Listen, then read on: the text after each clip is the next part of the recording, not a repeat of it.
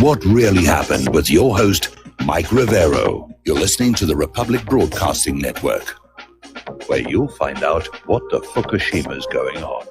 And aloha, America. Welcome to our show today. It is Friday, March 8th, 2019. Thank goodness it's Friday. Thank goodness it's Friday. Thank goodness it's Friday. And we've got a lot of stuff to talk about today. It's been a very, very busy news day here. So the phone lines are open, 800-313-9443. That's 800-313-9443. Mike is in our control room, twiddling the dials, keeping us out of trouble, and ready to answer the phone when you call on in.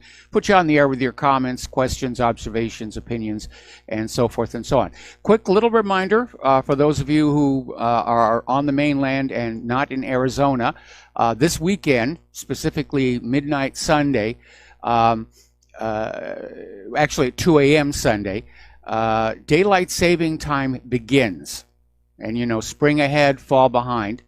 And that, of course, means out here in Hawaii, even though we don't do daylight saving time, it means that I do this show an hour earlier every day, which frees up the afternoon just a little tiny bit here. But that's going to happen 2 a.m. Sunday, March 10th. So when you go to bed at Saturday night, set all your clocks, and, you know, hopefully it won't cause too much confusion. I remember there was this old Native American saying going around saying only a white man thinks he can cut a strip off the top of a blanket, sew it on the bottom, and get more blanket. Okay, well, let's get right on into it. Venezuela still a hot spot. Senator Marco Rubio is out there saying that the U.S. must initiate widespread unrest in Venezuela. They're not even trying to hide the fact that they're meddling in the interior affairs of a foreign country. And I'm wondering how Marco would respond if some other country like, for example, just to pick one out of thin air, Australia, said that they needed to initiate widespread unrest in the United States. What would be the response then? I mean, after all the screaming about Russian interference and this interference and that interference, but it's okay for Israel to interfere, you can see how shocking this statement is. So Marco Rubio is condemning Nicolas Maduro as a clear danger and a threat to the national security of the United States. Okay, Marco, how? How is Venezuela a threat to the national security of the United States of America? We have nuclear weapons. Venezuela does not. Venezuela really doesn't seem to be a country that goes around invading other countries like the United States tends to do. This is just pure war talk. We're always told this country is a threat to the United States. The United States has got, you know, this huge nuclear arsenal. Nobody's going to mess with us. It's all about the oil. It's all about controlling the oil, controlling what currency it's sold for. It's all about empire. Bringing another country in to be a province to the American empire here. Now, they had a major blackout in Venezuela, primarily Caracas, plunged into darkness last night.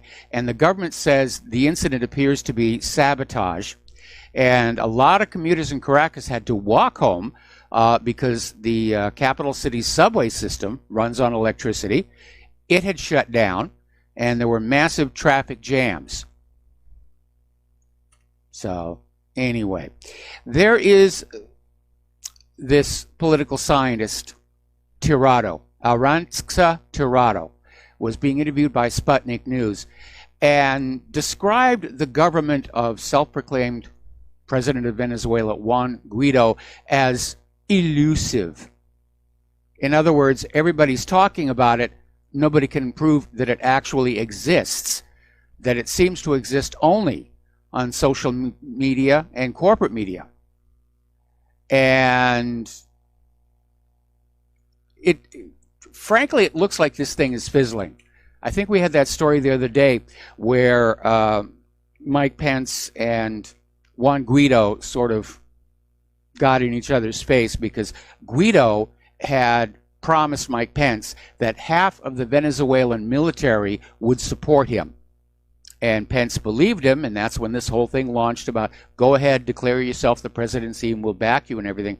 But apparently less than 1%, far less than 1% of Venezuela's military are backing Guaido. Maduro still has control of 99% of the military, so there's not going to be a coup d'etat by force.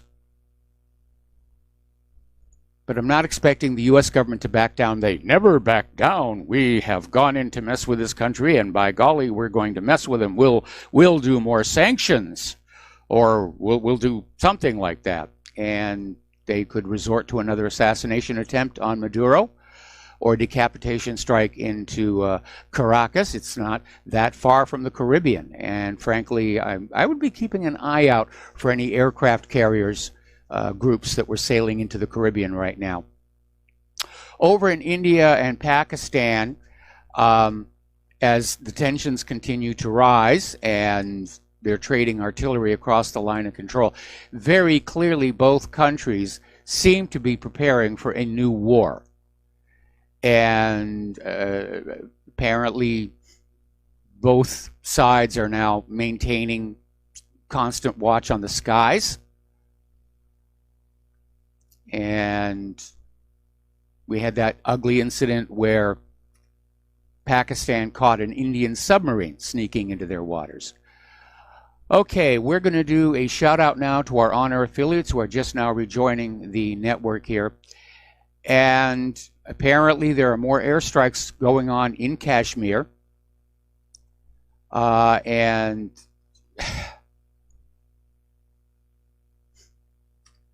it all started with that terror attack.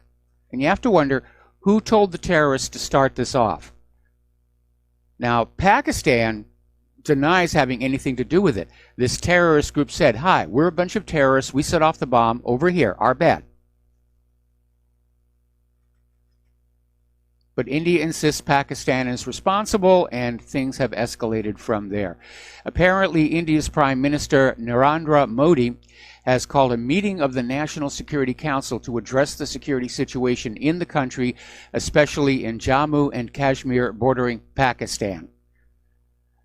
And apparently, National Security Advisor Ajit Doval, Home Minister Rajnath Singh, Defense Minister Nirmala Sitharaman, Foreign Minister Sushma Swaraj, Foreign Secretary Vijay Gokhale, and Finance Minister Arun Jaitley were also present at the meeting. So it does look like they're heading to a new war. Now, they've had wars between Pakistan and India over Kashmir before. They did not go nuclear, fortunately. And so it's hopeful that this war, as tragic as it's going to be for the people of Kashmir, that it will be limited and nobody's going to get crazy and push that big red button. Interestingly enough, on that first air raid that India went into Pakistan, and they said they were taking out this training camp for militants, and then reports came out that India had just hit an empty hillside. They'd completely missed the targets. And one of the story was that the Indian pilots were spooked by the Pakistan pilots, simply dropped their loads on this empty hill and ran. Now there's another story. Apparently, India is using these Israeli-made GPS-guided bombs, and they were supposed to be using them against these militants. Well, if you believe the drop the bombs and run, then it's meaningless. But if they actually got to their target and let the weapons go, they didn't hit. And apparently these bombs can hit their targets from around 50 to 60 kilometers away with a margin of error of less than 3 meters. So I think there was a big oopsie there somewhere. All righty. Admiral Philip Davidson, he's the commander of U.S. Indo-Pacific Command, basically claimed that 2018 has seen an increase in Chinese military activity in the South China Sea. And he said, it's building, it's not reducing in any sense of the word. There's been more activity with ships, fighters, and bombers over the last year than previous years, absolutely. Well, Admiral, could say the same thing about the United States. has been going in there with their freedom of navigation exercises and flying nuclear-capable bombers over the place. Now, given that China continues to regard those islands as their property, naturally they're going to respond to a U.S. incursion with more weapons. It's just common sense, but this admiral is trying to spin it like China's being bad here. Oh, how dare China send out their weapons when we send our weapons over there. It's a very strange mindset here. Apparently, Chinese leader Xi Jinping is preparing for a state visit to Russia later this year.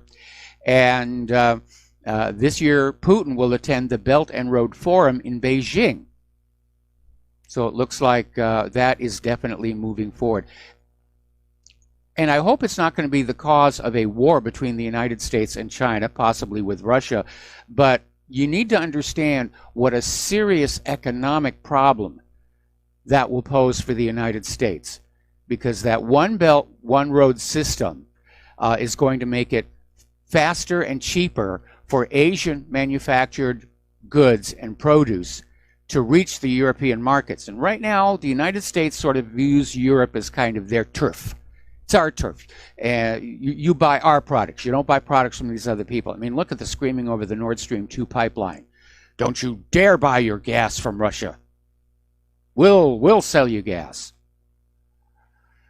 But of course, all wars are ultimately economic. They're all ultimately bankers' wars, and that one belt, one road system is a major, major issue.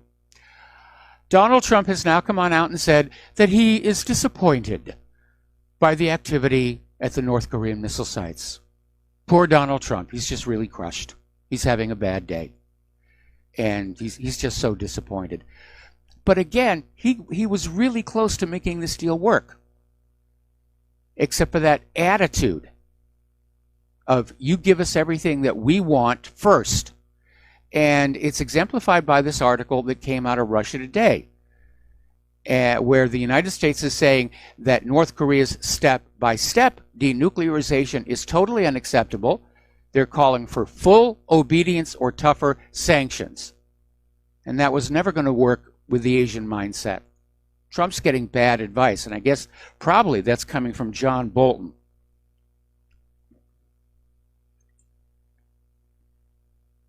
Okay.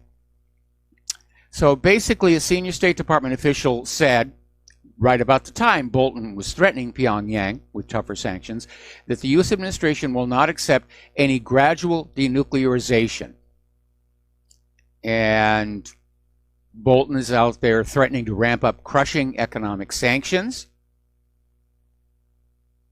And he sent a message to Kim Jong-un to ditch any idea of a step-by-step denuclearization of his country.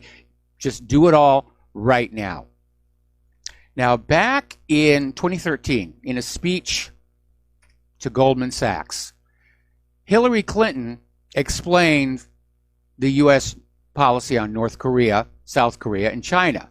And she said, we don't want a unified Korean peninsula.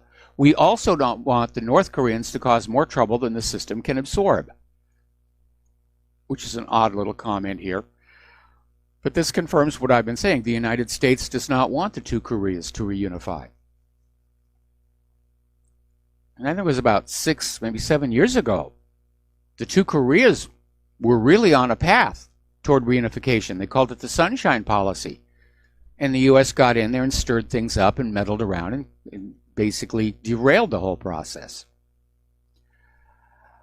All right, a lot of people are still talking about this 22-page document put out by the United Nations Human Rights Council on Israel's massacre of the Gaza protesters. And when it was presented, there was also a video, which we had on whatreallyhappened.com yesterday, showing unarmed, non-threatening protesters being gunned down on the Gaza Great March of Return. And the Human Rights Council is saying they have grounds to believe Israel has committed international war crimes. And people are talking about it. The corporate media is trying to pretend it doesn't exist, as is most of the United States Congress. But a lot of people are asking, okay, now what? the report alone isn't going to change anything. Israel's already dismissed it as, an anti-Semitic fantasy. But a lot of people are saying, yes, we finally understand and accept Israel is committing these atrocities against the people of Palestine. What are we going to do about it? Well, obviously, everybody can take part in the boycott, divestment, and sanctions movement, and it's having an impact, which is why Israel is basically bribing U.S. politicians to pass these ridiculous laws saying that you can't join a boycott against Israel, even though boycotts are recognized forms of peaceful protest protected by the First Amendment. And as I mentioned yesterday, I'm absolutely appalled at the idea of American politicians at all levels who are willing to throw that Bill of Rights into the paper shredder to please a foreign government. That says a lot about why this country is in such trouble. But the Israeli army is continuing to mow down these protesters and cripple many of them, kill a lot of them. They seem to be specifically targeting journalists because they don't want any coverage. And there are continuing attacks on Gazans inside illegal Israeli-imposed buffer zones. This is something that Israel likes to do. There'll be a border there, and Israel will say, well, we need a buffer zone for safety. And so we're going to basically declare the buffer zone to be 100 yards past the border, which usually includes a lot of farmland that the Gazans are trying to grow their food on. And then when the Gazans try and come back onto their own farmland, they're in the buffer zone. And they get shot. So these buffer zones, they're arbitrary. They fluctuate between 100 and 1,500 meters on land. That's a kilometer and a half. And 3 to 9 nautical miles at sea, in violation of international humanitarian law. All right, we got a caller on the line, and it's Layla from Ontario. Aloha. Welcome to the show. What's on your mind? Hi, Mike. What's really bothering me is my uncertainty about what the U.S. military is. I mean, we know that the reason that Maduro may be able to hold on to his position as leader in Venezuela is because of their military. Yes. What about the U.S.? How would you describe our military today? Are they basically a mercenary group of organizations, hired corporate guns, or are they basically loyal American citizens? Because I know a lot of the police have made trips to Israel to be taught, quote, what Israel called riot control. Yes. And they indoctrinated police, and we saw huge changes in the way police became more brutal over even the most minor things with citizens or people in the streets. But what about the military? They've obviously engaged in numerous cooperative exercises, we'll call them that, with Israel. Where do you think their loyalty lies? Well, I think, they're convinced that their loyalty lies with the U.S. government, but as you yourself mentioned, they're being used basically to enforce corporate wars, because all of these wars are driven by, material greed, oil, access to other resources. And this gets back to that treatise that was written by Major General Smedley Butler, that war is a racket. And if you have not read that, you do need to look it up. It's not all that long, but it's a good read. I have read it. Yeah, and it is a good read. Now, of course, we had that story that came out the other day where these Russian pranksters were able to talk to Elliot Abrams, during the course of which he said that at least as of now, the United States does not really have a plan to militarily intervene in Venezuela unless Maduro does something really overt like attack the embassy, or maybe there's going to be a false flag. Anyway, Layla, we got to take a break for commercials. Do not hang up. I'm going to come back to you after these words from our sponsor. And aloha, America. Welcome back to our show here. And once again, we're standing here with our hands out, and RBN needs your support, or we're going to have to start selling our control room technicians for medical experiments. So the postal address where you can send a check, money order, or if you prefer anonymity cash is Republic Broadcasting Network, 2251 Double Creek Drive, number 302, Round Rock, Texas, 78664. The phone number where you can where you can make a debit or credit card donation or pledge to be a recurring subscriber is 800-724-2719, extension 1 during business hours, extension 3 at all other times. All right, so getting on back to Layla, and we're talking about the possible options for the U.S. military.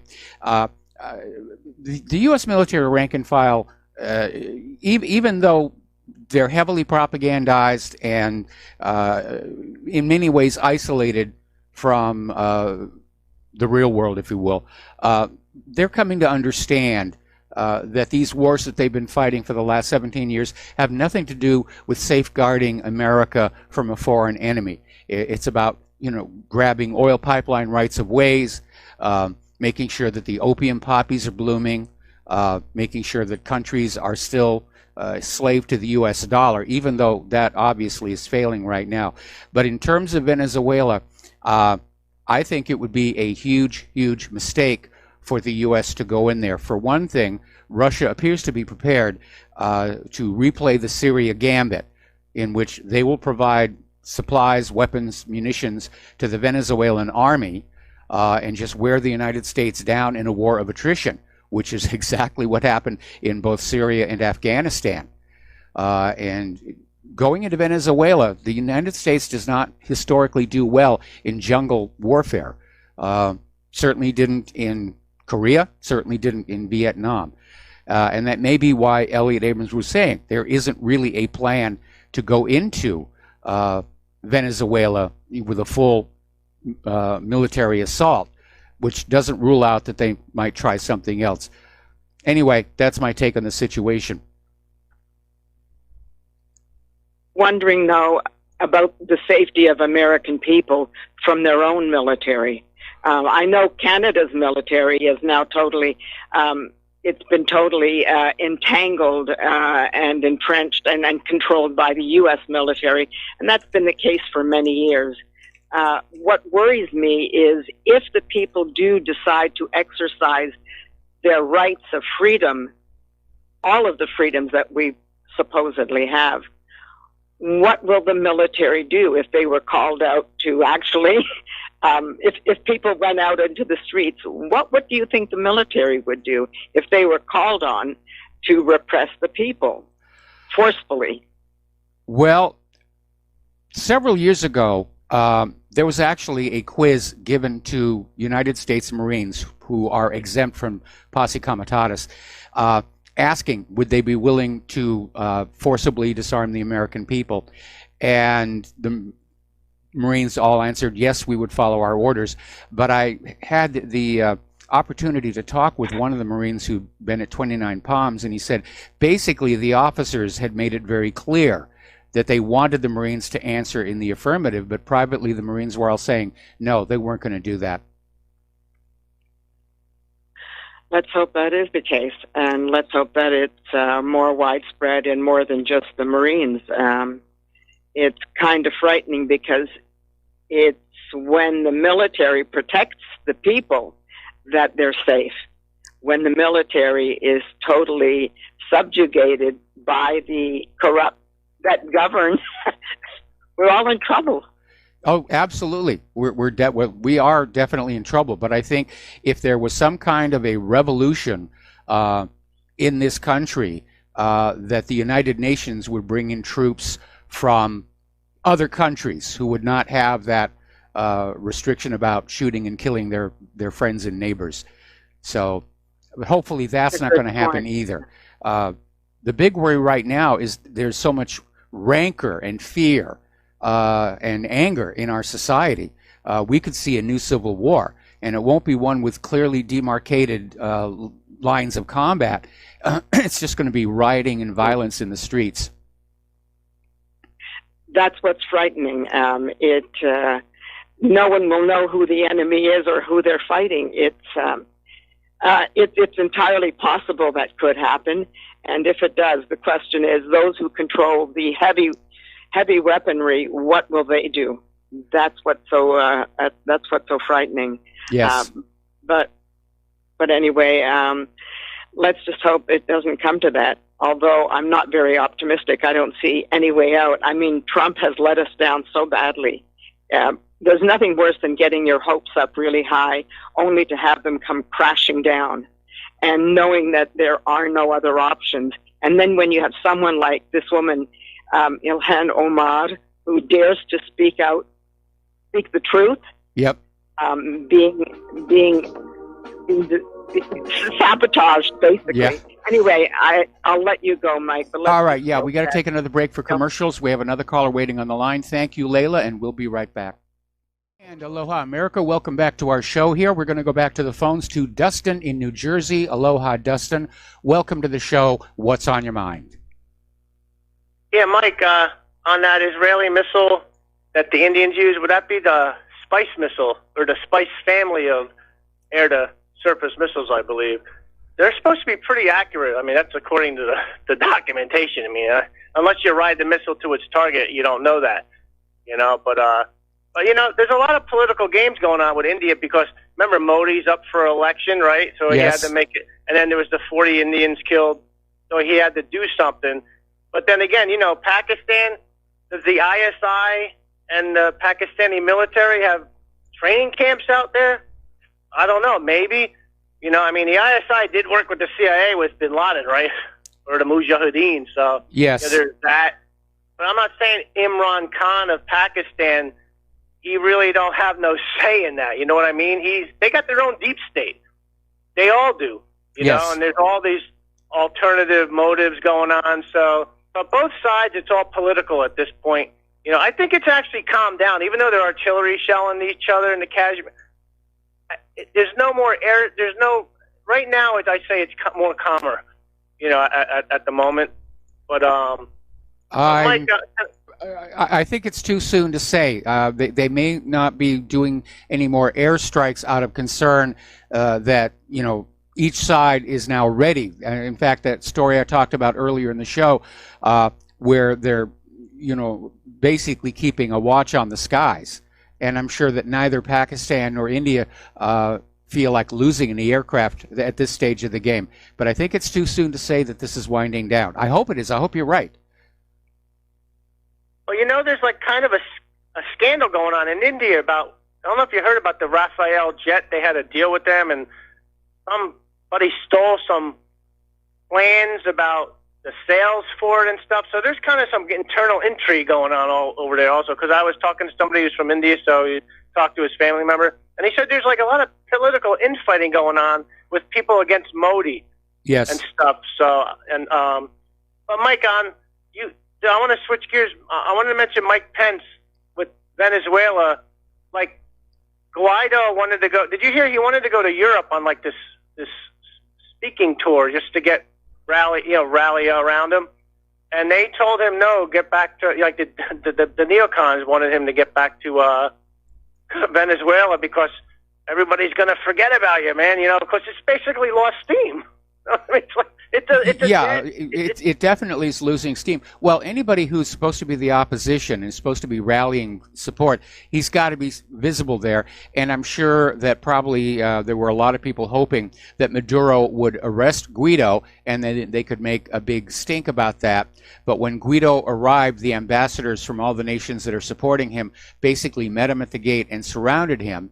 And Maduro prudently, wisely said, we're not going to start a diplomatic incident by roughing up these ambassadors. So Guaido, at least as of right now, is still walking around free. But I think this attempt to oust Maduro has lost momentum. And the next step is going to be some kind of covert false flag situation to try and get him out. And Mike, did you know Pence also tried to get the Germans to do something against Russia with some kind of naval blockade or something? Yes. So Mike Pence, isn't he an evangelical? Maybe religious, maybe not. Well, I mean, he's part of the problem, and Trump picked him as his vice president, or it was picked for Trump. Yeah. You know, I mean, I never really liked Mike Pence. I thought he looked like a car salesman. He's real stiff. You know, I don't like the way, just the way his demeanor is. I just don't trust him. But, like, why is he involved in all this? Like, you know, like, what's his part in this? Was he supposed to replace Trump, maybe? I mean, I don't know. I think so. I think one of the reasons he may be going around the globe is to build his foreign policy credentials so that he can throw his hat in the ring in 2020. If Trump is not going to be able to win, they're going to put it. He's the strongest that the GOP has right now, outside of Trump, and that may be part of it. As far as being an evangelical Christian, I mean, read that Old Testament. There's a lot of smiting and spearing and stabbing and swording, and there's a lot of brutality in that Bible. And so just because somebody is a Christian doesn't automatically mean they're going to be, that they're pro-peace. I mean, every military unit has their own, clergy for all the major religions who are out there saying, God wants you to go on out and kill these other people. I think one of my favorite scenes from Kingdom of Heaven, and I talk about this movie a lot because it's a brilliant movie. These crusaders are on their way to the Holy Land, and they're passing this priest who's saying that, to kill a Saracen is not murder, it is the path to heaven. And he just keeps saying that over and over again. And it's funny because, Mike, I was growing up as a Catholic. I went to Catholic school, and I'm not super religious or nothing, but these people are supposed to be super religious, and I'm against the war. These people are all pro-war, so it's like everything they believe is opposite of the real world. It's just bizarre. It's a bizarre mentality. It's sociopathic. I think it's just what God would want to overthrow governments and put and arm terrorists and bomb women and children? I mean, they're sick people. My attitude has always been, if God wants Maduro out, he can always drop a meteor on him and leave us, to stay at home. That's true. But he's not going nowhere because as of now, as far as I see it, it's a failed attempt, and they're stuck because Trump's not going to start a war because Trump said he's not for interventions anymore. So now they're in a pickle because if Trump does anything militarily, then he's a one-termer anyway, but he's even less of a, if he does anything, because that's one of the things he ran on, non-interventionalist. Yeah, but unfortunately right now, John Bolton seems to be running U.S. foreign policy, and John Bolton never met a war he didn't love. Yeah, this is true. All right, Mike, have a good show. All right, thanks an awful lot. We're going to let you go. The phone lines are open. And we were talking about Israel and Palestine. And apparently Israeli soldiers shot 3 more Palestinians during protests against the siege east of Khan Yunis in the southern part of the Gaza Strip. And medical sources are saying the soldiers are using live rounds on these Palestinians, and the soldiers also fired high-velocity gas bombs. And, the slaughter is continuing. Meanwhile, over in the village of Al-Araqib in the south, Israeli army vehicles and bulldozers demolished houses and displaced their residents for the 141st time, despite the stormy and cold weather. And according to the residents of Al-Araqib, the police stormed the village using reinforcement forces to protect the bulldozers and vehicles that destroyed tents and tin houses, displaced adults and children, leaving them homeless in the harsh weather. All right. Over in East Jerusalem, over in occupied East Jerusalem, a Palestinian father was forced by Israeli authorities to demolish his own home as well as that of his daughter. And it's another illustration of the openly discriminatory housing policies by the Israeli authorities.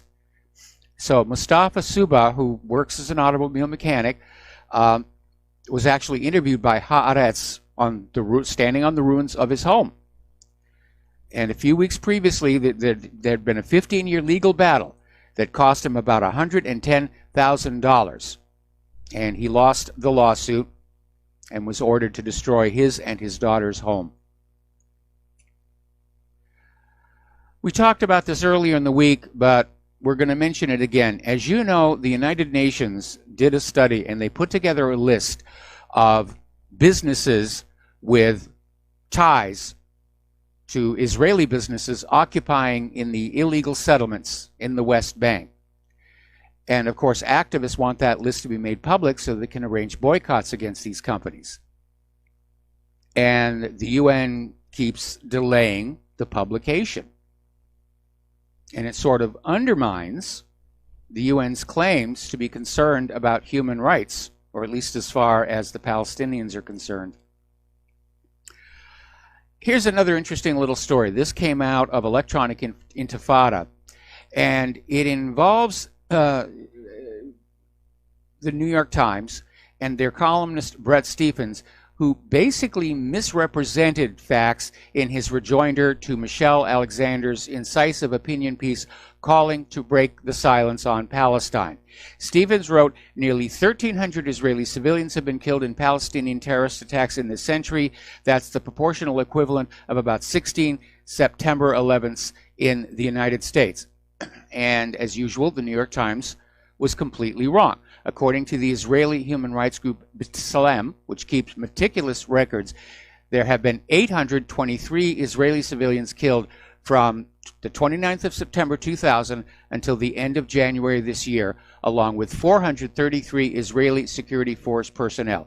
In the same period, nearly 10,000 Palestinians have been killed by Israel, the equivalent of dozens of September 11th, to use Stevens' yardstick. So here's where it gets interesting. This guy from Electronic Intifada called the New York Times and said he got his information wrong. And op-ed editor James Dow said that Stevens got his information from the Israeli government, and I'm fine with that. Now, nobody should be fine with that, because passing along false Israeli government information to the public as truth, that's called propaganda. It's not journalism. It's not legitimate commentary.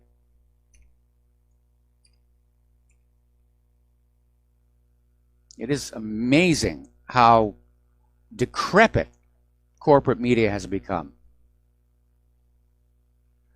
Alrighty, so let's talk about military spending. We have made it a regular policy on the show to talk about these very expensive weapon systems that don't work very well. But there's another aspect, and that is very expensive weapon systems that are never completed. They get canceled.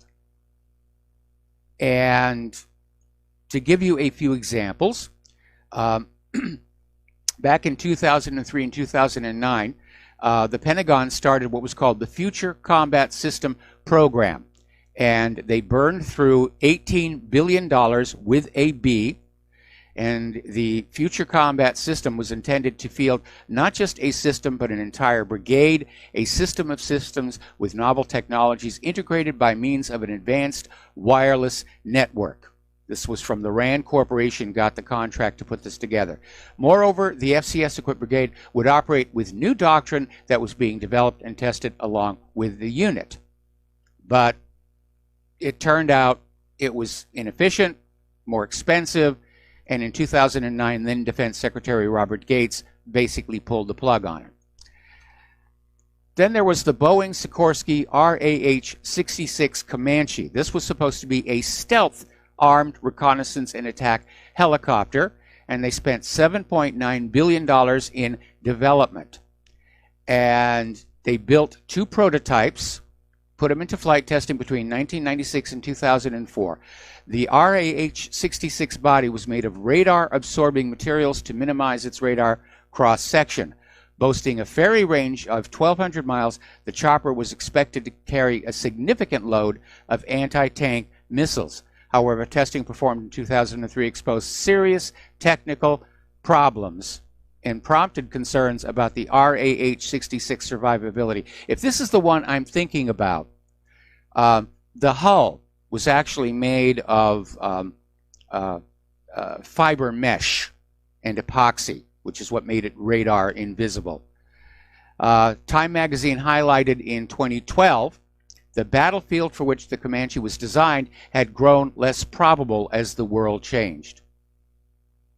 Then we have the brilliant anti-tank munition program and the Crusader self-propelled howitzer projects. These cost $2.2 billion each. The brilliant anti-tank munition were miniature guided rockets designed to be fired from M270 multiple rocket artillery systems and capable of independently identifying and attacking armored vehicles.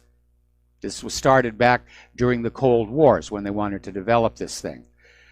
But because the Soviet Union collapsed, there was no longer a threat of tank hordes coming through the Fulda Gap, and the project was canceled in 2003. Okay, now the technology was later adapted into miniature GBU-44B Viper Strike glide bombs employed by drones and Marine KC-130 gunship tankers. This sounds like the same technology I was talking the other day about the JSOW, the Joint Standoff Weapon, with its nickname is the Smart Pig. And the submunition is also able to basically home in and identify the heat from the engine as it falls out of the sky. And as far as the Crusader, this was supposed to be a self-propelled howitzer, was developed in the 1990s, was supposed to be fielded by 2008, and it turned out to be too heavy, too unwieldy, and unable to change to the environment. So they pulled the plug on that one. Then there's the ground combat vehicle. And this is the Department of Defense's latest failure. It's cost over $1 billion in development. It was killed in February of 2014. And this was supposed to be networked vehicles with improved survivability, state-of-the-art mobility, and power management functions. The prototype turned out to weigh 60 tons. And that's why that one got canceled. According to the National Interest, the Pentagon is now working on its new next-generation combat vehicle. And I hope they have better luck with it. I've had a close look at military development. They're enjoying the money, and it just gets reckless and blue sky, and there's a lot of dumb things that get done. Here's a good example. In 2005, the U.S.'s new fighter aircraft, the F-22, came into service. And 2 years later, 6 F-22s were flying from Hawaii to Japan when all their systems crashed at once. No enemy attack, no sabotage. The aircraft had flown over the international date line, and nobody had thought to program this into the computers. So when the time suddenly jumped back a day, the planes freaked out. Fortunately, the pilots did what pilots do, and they took over and they reached Japan. Got to take another break for commercials. We'll be right back. And aloha, America. Welcome back to our show here. We're going to turn to domestic politics here. And yesterday, Paul Manafort was sentenced to less than 4 years in prison in the case that grew out of Robert Mueller's special counsel investigation into Russian interference. And basically, Manafort is Mueller's trophy on the wall to say, hey, I didn't entirely waste 2 years and however many millions of dollars it is. So the prison term was handed down by U.S. District Judge T.S. Ellis, and it's the first of 2 sentences for Manafort, who turns 70 next month. And Judge Ellis said he believed a sentence in the guideline range of 19 to 24 years would be excessive, and said Manafort has lived an otherwise blameless life. Now, unfortunately, his next sentencing hearing is next week, and he's facing a judge who could add another 10 years. Now, to a guy who's 70, that's a life sentence.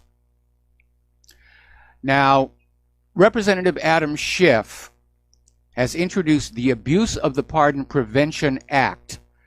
And this is legislation to prevent this president or any president from abusing the pardon power for their own personal benefit or to obstruct justice. Basically, what they're trying to do is get this through and block President Trump from pardoning Manafort.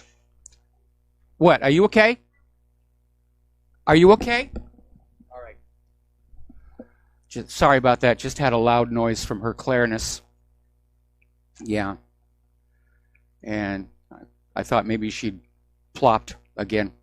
All right, so let's get on back to this. Adam Schiff and his cohorts in Congress basically want to try and pass a law that would prevent Trump from pardoning Manafort. And actually, presidential authority for pardons, there's two kinds. There's a full pardon, and then there's a presidential commutation of sentence, which I think Trump would be prudent to go that route. But this is basically Congress clearly violating the separation of powers doctrine for political purposes.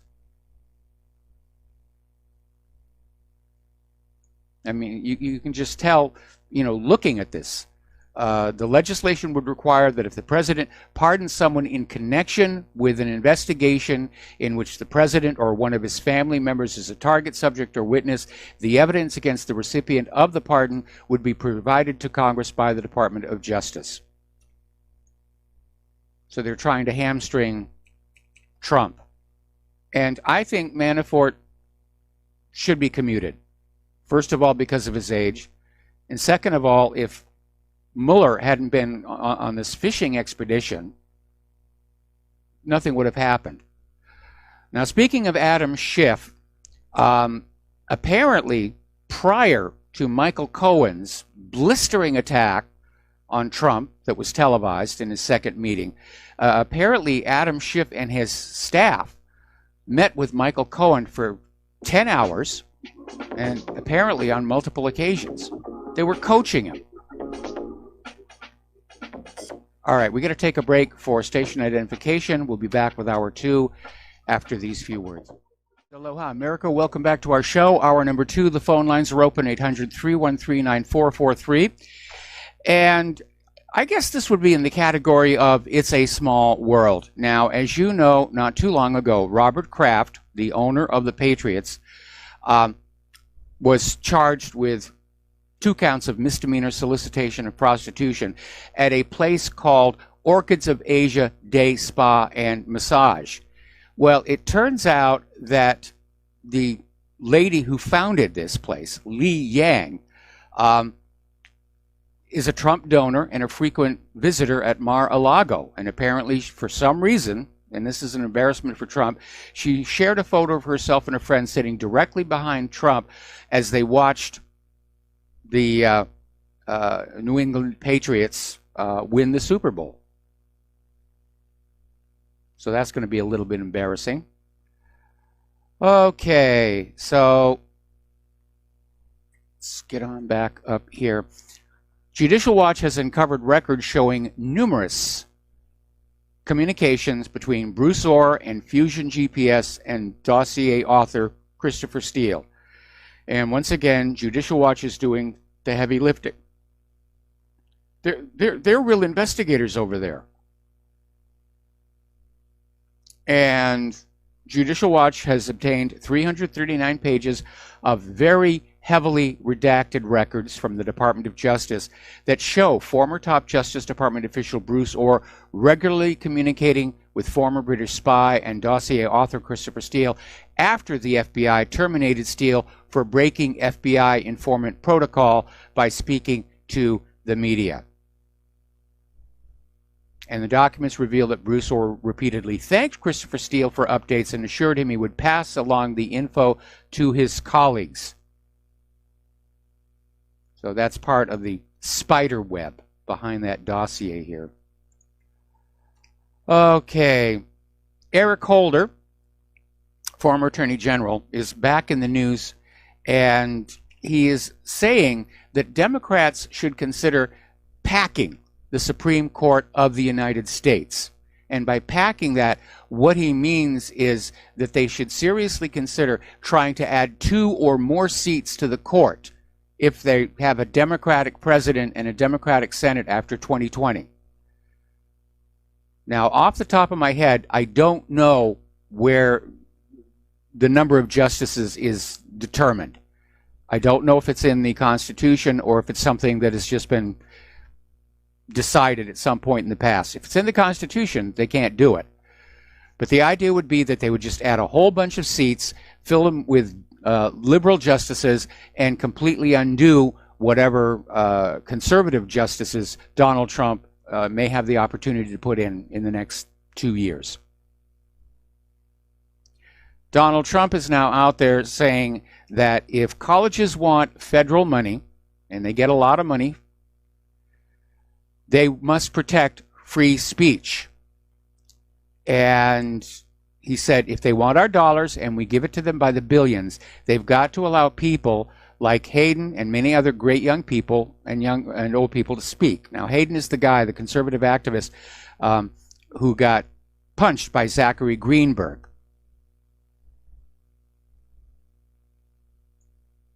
Now, I wonder if Trump would have made that statement if, in fact, the issue under discussion had been Israel and Palestine, because we know Trump is just totally Israel. All right, we've got callers on the line. Let's start with Al in Canada. Aloha, welcome to the show. What's on your mind? Hi, Mike. Hi. I hope Claire's doing okay. Is she all right? Yeah, she's fine. She just made a noise. I'm hypersensitive. You know, she's a little unsteady on her feet, and I'm always like trying to make sure she's not going to, fall down and break something. Well, I hope you guys are well. That lady congressman, how do you pronounce her name? Ilhan Omar? Yeah, Ilhan Omar. Yeah. When is she going to point to the elephant in the room and say, all these other people are Semitic? Well, not all of them are Semitic. I think know, but Omar is basically standing her ground, and I think her best course of action is to basically point out that her statements were factually correct.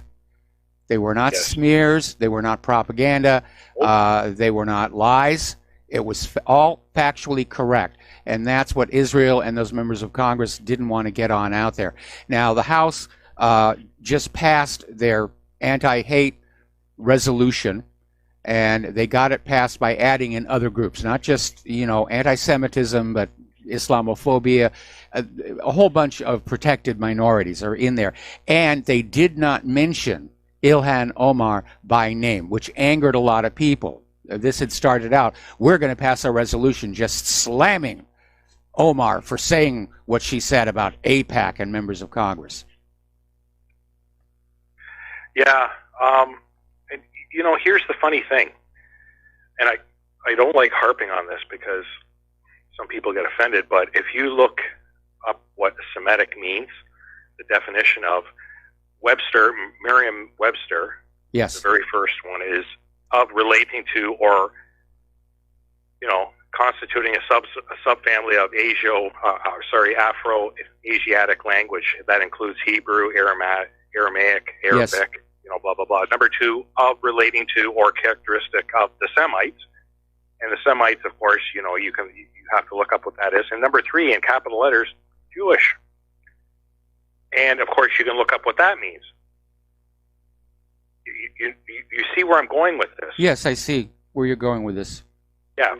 So, just like Google wiped Palestine off the map, somehow a group of people have managed to make a certain word that is supposed to, inflict rage on people if you're anti-this or anti-that, and this one would be anti-Semitic. They've managed to claim it as their own. Yes. When in fact, a lot of the people that are quote-unquote Jewish, which is a religion, come from Europe and are actually Ashkenazi. Yes. When is this going to actually come out? Israel has done that a lot. They'll take a word and they'll slowly work to change its meaning in order to make it into a useful weapon. They've weaponized the word anti-Semite. They weaponized the word Holocaust. And what's really amazing, if you look through history, there have been a lot of genocides And what we are told Russia. happened in those slave labor camps in Germany isn't the worst. There have been far worse. But anytime some country says, well, when are we going to talk about, the genocide against our people? And Israel says, no. They want the stage all to themselves.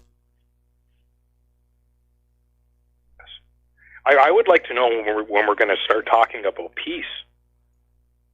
And when I say we, I don't mean the royal we. I mean the human population.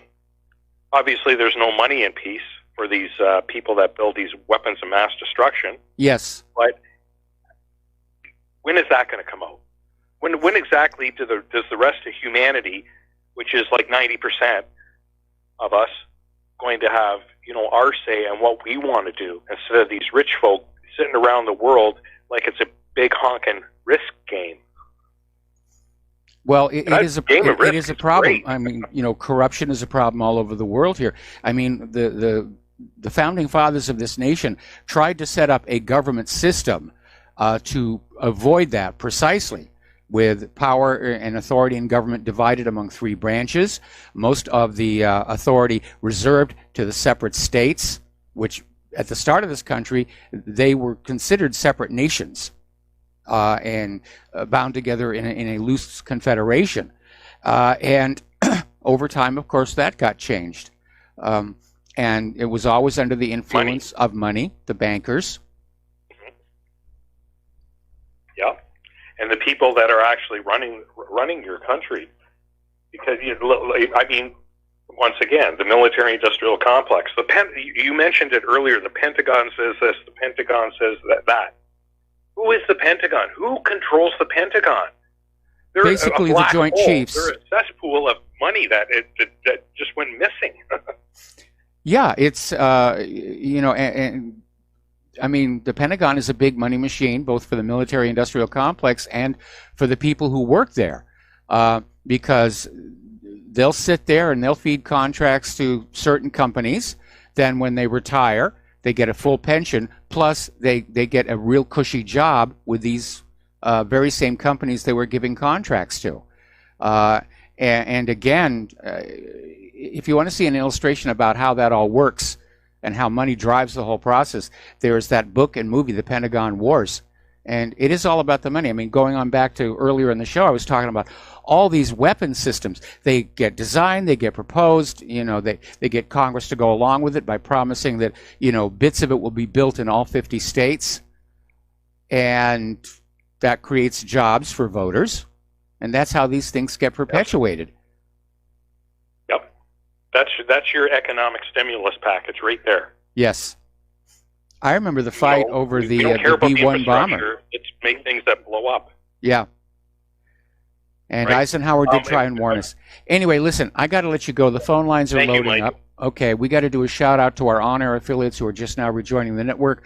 And shifting over to Joe in Tennessee. Aloha, Joe. Welcome to the show. What's on your mind? Well, you brought up Robert Kraft and that woman that was running those massage parlors. And from the day one when this whole thing got announced, I knew something was fishy with this Jupiter, Florida massage parlor sting. I mean, it's definitely, they're going after Kraft because he's a friend of Trump. And having conveniently pictures of this lady, that tells me this is a big setup for sure.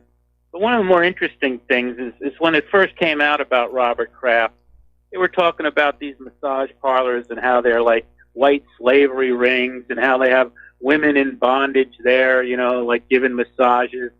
And it turns out like the two women that gave him the massage were like in their 50s. They were like licensed massage. They had a license. They were American citizens, not citizens. They were American citizens. And the other thing is they had it under like surveillance for a long time. And if they really were having like, young women in there that were being trafficked, why would the police sit on an investigation for 6 months? You know, I mean, wouldn't they go knock the doors down if somebody's being held in sexual slavery? So the whole story really kind of has a lot of holes in it.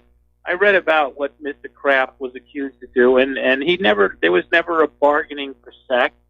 It was just, he gave her a tip afterwards. There was no, like, stop. Well, okay. Now, Let's get accurate here. Okay. Now, Kraft is going to fight the charges, and I don't know. I believe they actually did have video from inside the massage room, which is going to be tough for him to beat. And but setting aside the question about whether prostitution should be legal or not, I agree with you. The story was sensationalized by the corporate media, and they spun it up into this lurid tale of the girls having to sleep on their own massage tables at night. But again, they could have walked out the front door. I mean, there doesn't appear to have been like anybody guarding them. They weren't wearing chains and cuffs or anything. They could have walked out the door and sought all kinds of help. So that part, I think, was the corporate media just trying to put more sizzle on the story. Of course, Kraft himself was the sizzle, and supposedly they got some other big names caught in the sting as well who have yet to come out. Well, I just, from what I read about it, it was no like bargaining for money for sex. He just got a massage and then he got a hand job. But she never asked for money, and then she gave her a tip. So maybe she just liked him. I mean, Well, I don't know. I mean, if these girls were really licensed massage technicians, they have to know that it is illegal to give a hand job. And apparently, the second time he showed up, it was oral gratification. In any event, I think the story has been spun quite a bit, but I think Kraft got caught literally with his pants down. Anyway, so thanks a lot for the phone call. We're going to let you go and switch over to Tony in Puerto Rico. Aloha, Tony. Welcome to the show. What's on your mind? Tony, are you there? Okay, looks like we lost Tony, so let's switch over to Gary in Arkansas. Aloha, Gary. Welcome to the show. What's on your mind?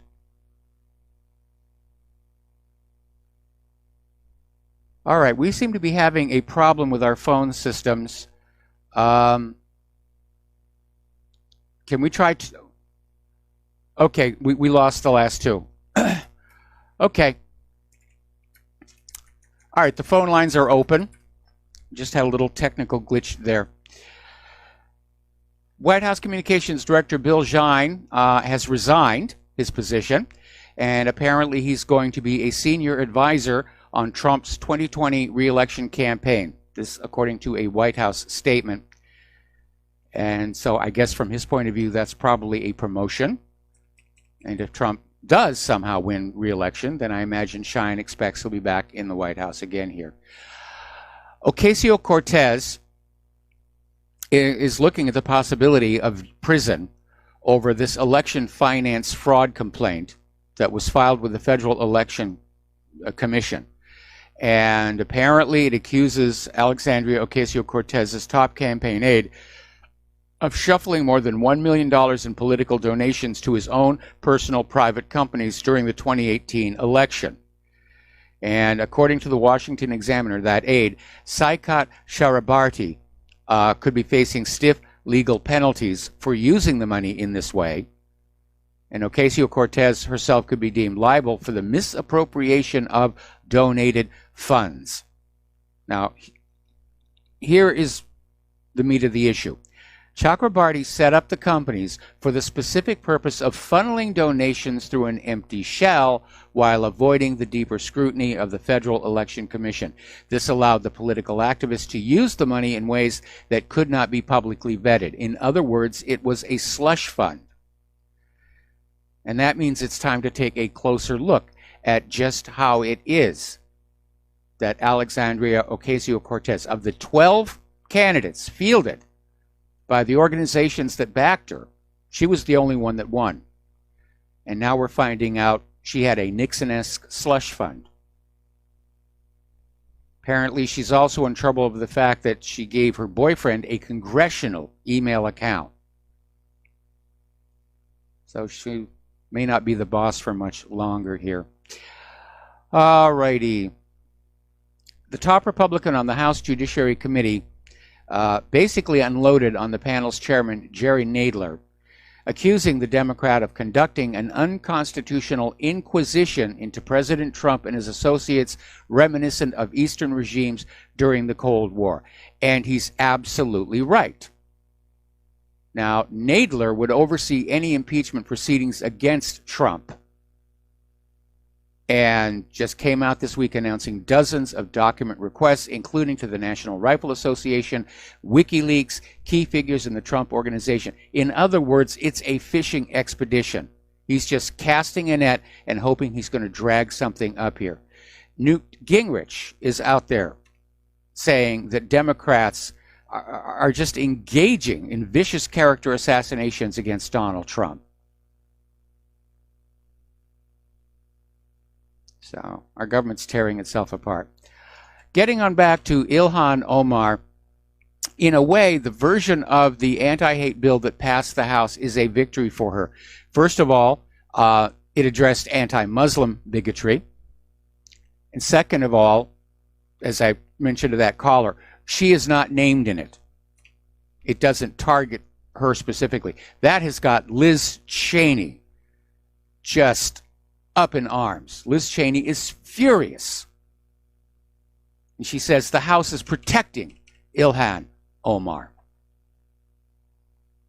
Okay, we're coming up here on a commercial break, and we'll be back with a phone call after these few words. And aloha, America. Welcome back to our show, and we have callers on the line, and we're going to start with Tony in Puerto Rico. Aloha, Tony. Welcome to the show. What's on your mind? Aloha, Mike. Give my best to Claire. I have a couple of questions on the same topic. What's the story with NASA? Do they have a future? And my next question is, are they planning any manned space flights back to the moon or to Mars? Well, yeah, NASA has a future, and we need a civilian technology incubator, and I'm glad that NASA is getting back into being that technology incubator. They seem to be meshing very well with the new privatization of space, and we'll be talking about that a little bit later in the show here. As far as the long-term plans, I haven't communicated with NASA in years. I had a few email friends, and they would send me small bits of information every once in a while. But I know that there is a long-term plan to go to Mars. There is a plan, supposedly, to put an orbiting space station orbiting around the moon. Supply is going to be a bit of a problem. But, of course, these plans can always be canceled, and new plans take their place. But I think NASA is basically, overall, itching to retake the lead in space. Thank you, Mike. Okay. And we're going to switch over to Gary in Arkansas. Aloha, Gary. Welcome to the show. What's on your mind? Yeah, I wanted to revisit the Supreme Court. A little factoid went through my mind when that came up, is that if you go back and go into the section of the Constitutions, plural, and check out how the legal system is laid out in the original Constitution, and maybe in a later revision of the Constitution, a la Civil War, there is no provision for a Supreme Court. I think that's a sneaky add-on thing that they did in some bill or something. But you got to be very careful when you start checking this stuff out. You got to compare both constitutions word for word. For instance, they have totally changed the legal definition of our governing documents by changing the word either to or for or to is one change they made in the title of the document. And also of the United States, I think the U in United was lowercase. So they made a completely different legal document. The original document, original constitutional document, has never been repealed by law. As far as I know, it's still a valid legal document. And so you got to be very, very careful in that. For instance, if you get stopped by a state trooper for a speeding ticket, you don't appear in the local city court or whatever you call it about it. Proper procedure is to have you appear before the administration he works for. Mm-hmm. And in that, you have a hearing, and if you're not happy with the results of that, then you go to court. But it's a administrative court of law, and in that administrative court of law, you become the not defendant, but the opposite. And The plaintiff. So they've got a lot of that stuff turned around. Okay, Gary. Okay, we're almost to another commercial break here, and I got the information. I'm done anyway. Okay, done well, anyway. thank you very much. We're going to let you go. Okay, apparently the Constitution left it to Congress to decide how many justices should make up the court. The Constitution did establish that there would be a Supreme Court.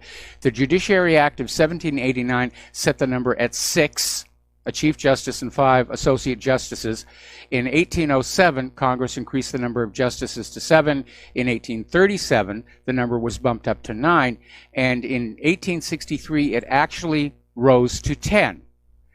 And in 1866, Congress passed the Judicial Circuits Act, which shrank it back down to 7 and prevented President Andrew Jackson from appointing anyone new to the court. 3 years later, in 1869, they raised the number of justices to 9, where it has stood ever since. So unfortunately, it does look like there actually is a precedent for Congress to be able to pass a bill saying we're going to add more seats to the Supreme Court. They won't be able to pass it now. They would have to have, control of both houses of Congress and a Democratic president, which unfortunately, the way the illegals are pouring on in, may actually happen in 2020. All righty, we have to take another break for commercials. We have another caller waiting on the line, and we'll be right back. And aloha, America. Welcome back to our show here, and we're going to take one more phone call. Then we're going to close the lines for a little while because I'm way behind on my talking points, and Claire is joining us at the top of the hour. So let's go to Mo in Florida. Aloha, Mo. Welcome to the show. What's on your mind?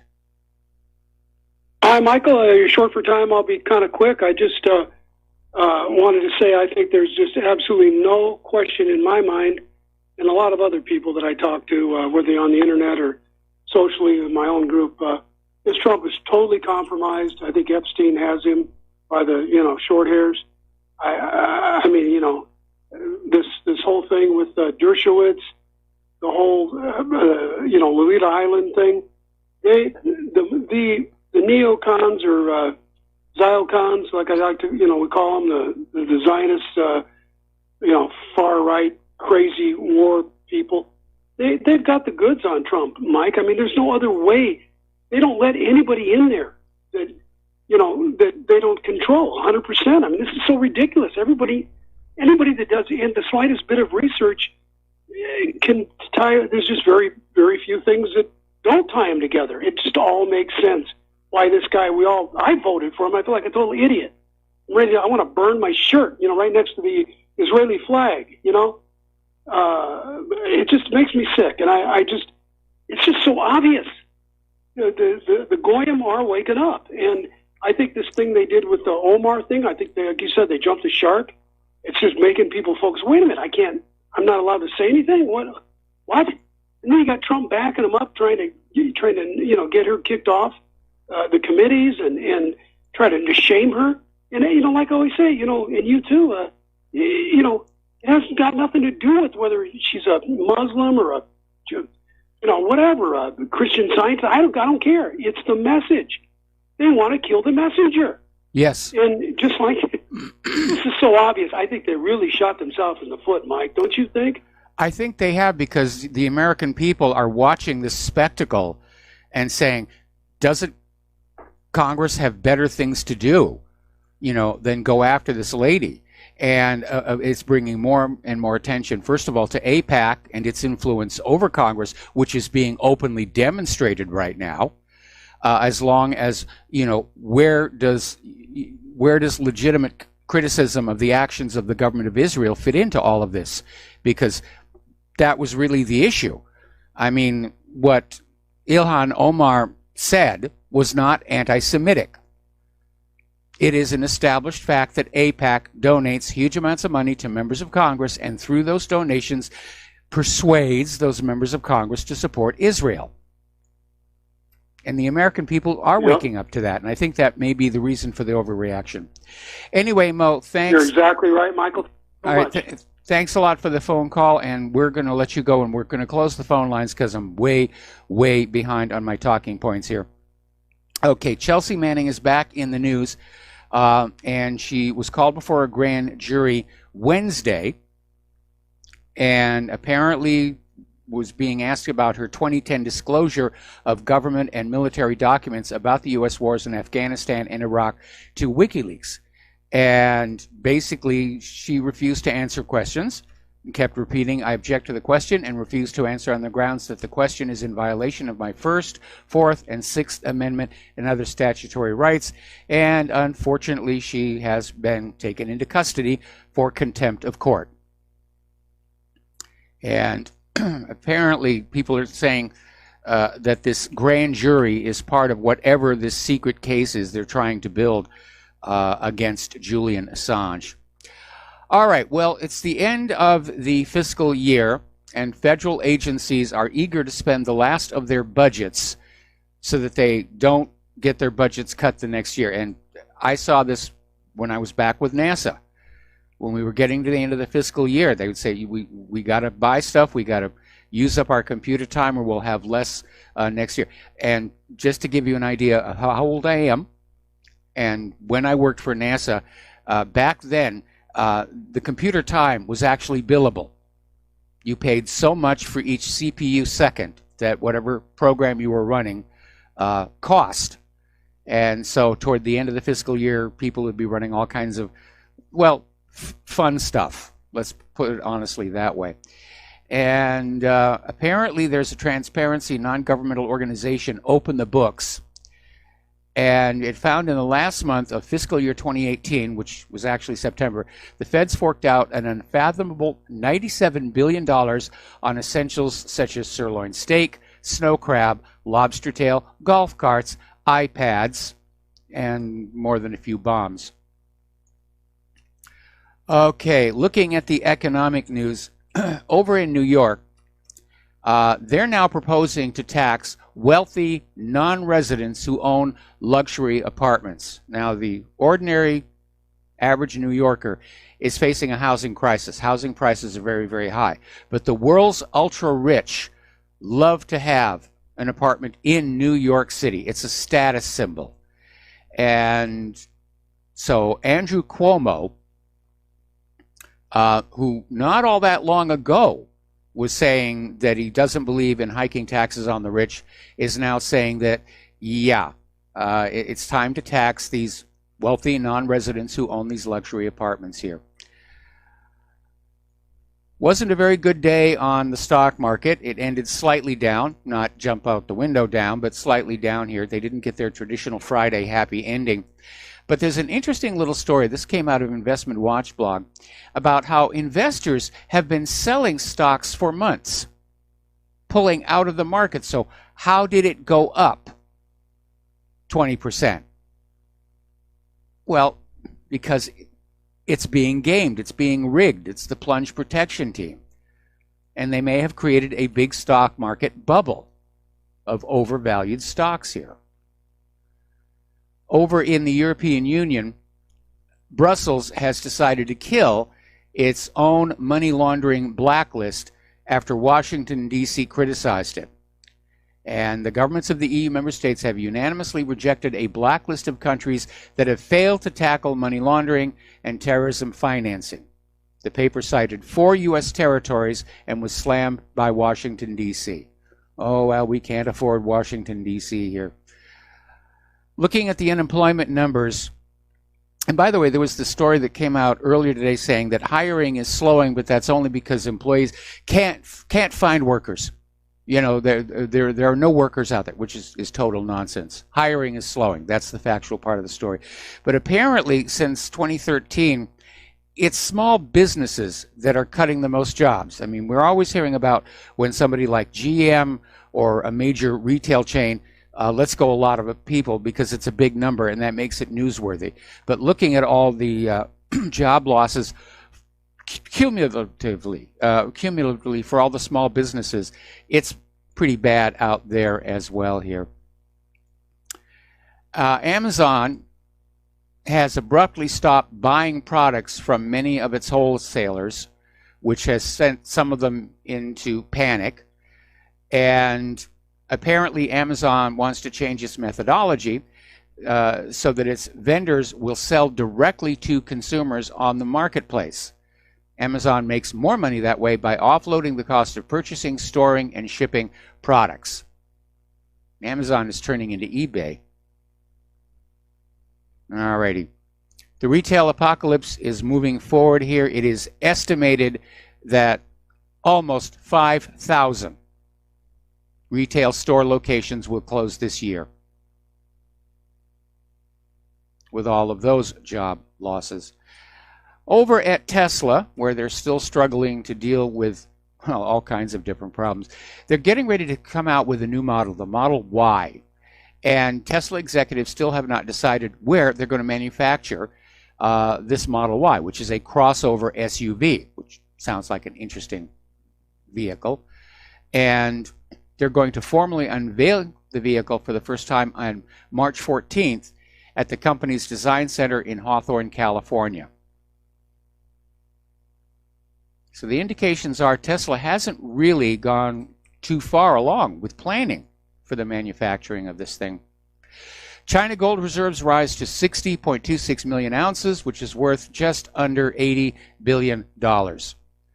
And I wonder where all that gold is coming from, because we know that China's buying a lot of gold, Russia's buying a lot of gold. The volume of gold that they are buying, along with, of course, gold sales to private citizens, it exceeds the current output of the gold mines.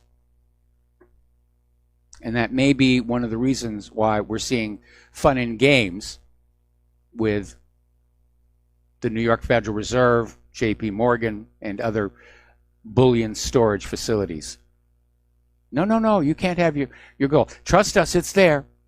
I remember when that scandal first broke, there was actually an editorial at CNBC that literally came out and said, even if the gold isn't there anymore, it doesn't matter because we've got it written down on paper, and that's just as good. No, it isn't. Paper gold isn't any good. It's anything written on paper.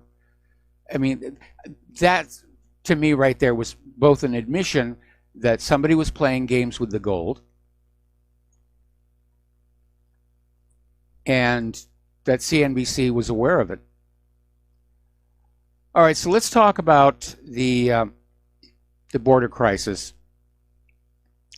And in its lead editorial Wednesday, the New York Times called upon Congress to amend the National Emergency Act to erect a wall against any president, not just Mr. Trump, who insists on creating emergencies where none exist. That's the new talking point by the Open Borders people. No, there's no emergency. There's no crisis. It's just a small trickle of people coming on in. Well, we've all seen the videos, and Fox News just ran yet another story from the border people saying, no, it's out of control. So, unfortunately, the top story the day that editorial ran was record numbers crossing to U.S. deluging agents, was the page one headline. A little bit of an editorial oopsie there. Now, this is getting scary, and it shouldn't be a surprise. I've been telling you this is what the Democrats are trying to do. Story out of Zero Hedge. Democrats vote to give illegal immigrants the right to vote. And basically, this was a measure to defend any communities, any states that allow illegal immigrants to vote in their elections. And this is in response to a Republican attempt to basically say non-citizens are not supposed to vote in this country. And Texas Republican Representative Dan Crenshaw basically said, "It sounds like I'm making it up. What kind of a government would cancel the vote of its own citizens and replace it with non-citizens?" It's the Democrats. They're counting on those illegal immigrant votes to win in 2020. And Trump had better do something about it. He should have done something when he had control of both houses of Congress. He should have put through a national voter ID bill. This liberal hysteria, open borders, it's tearing our country apart. The war on Trump is tearing our country apart. And I hope Americans are watching the behavior of the government right now. And I don't just mean what they're seeing on corporate media. Because this is not how government is supposed to work. Apparently, former White House Chief of Staff John Kelly basically broke with Donald Trump on immigration issues and the need for a security wall. And Kelly had not spoken freely of his time in the Trump administration since leaving in January. So Kelly shared his thoughts on Wednesday during a Q&A at Duke University in Durham, North Carolina, and he disapproves of the president's decision to declare a national emergency in order to secure funds to build the border wall. Well, that wall does need to be built. The entirety of the wall needs to be built, all the way from San Diego to the Rio Grande.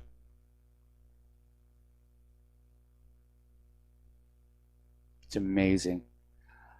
Over in Europe, Professor Ruud Koopmans has, based on his 20-year-long studies on integration and assimilation, said that no Western society has managed to fully integrate Muslims. Now, Koopmans is a professor of sociology at Humboldt University in Berlin, and he's just said Muslims are more difficult to integrate than other immigrant groups. Some groups will integrate very quickly, others will not. So, and the globalists, the open border people, they were out there saying, "Oh yeah, they'll come on in. Yeah, they'll just settle right down. It's going to be fine here." Anyway, apparently over at Facebook, CEO Mark Zuckerberg made a major proclamation that the future of Facebook is one focused on private communication.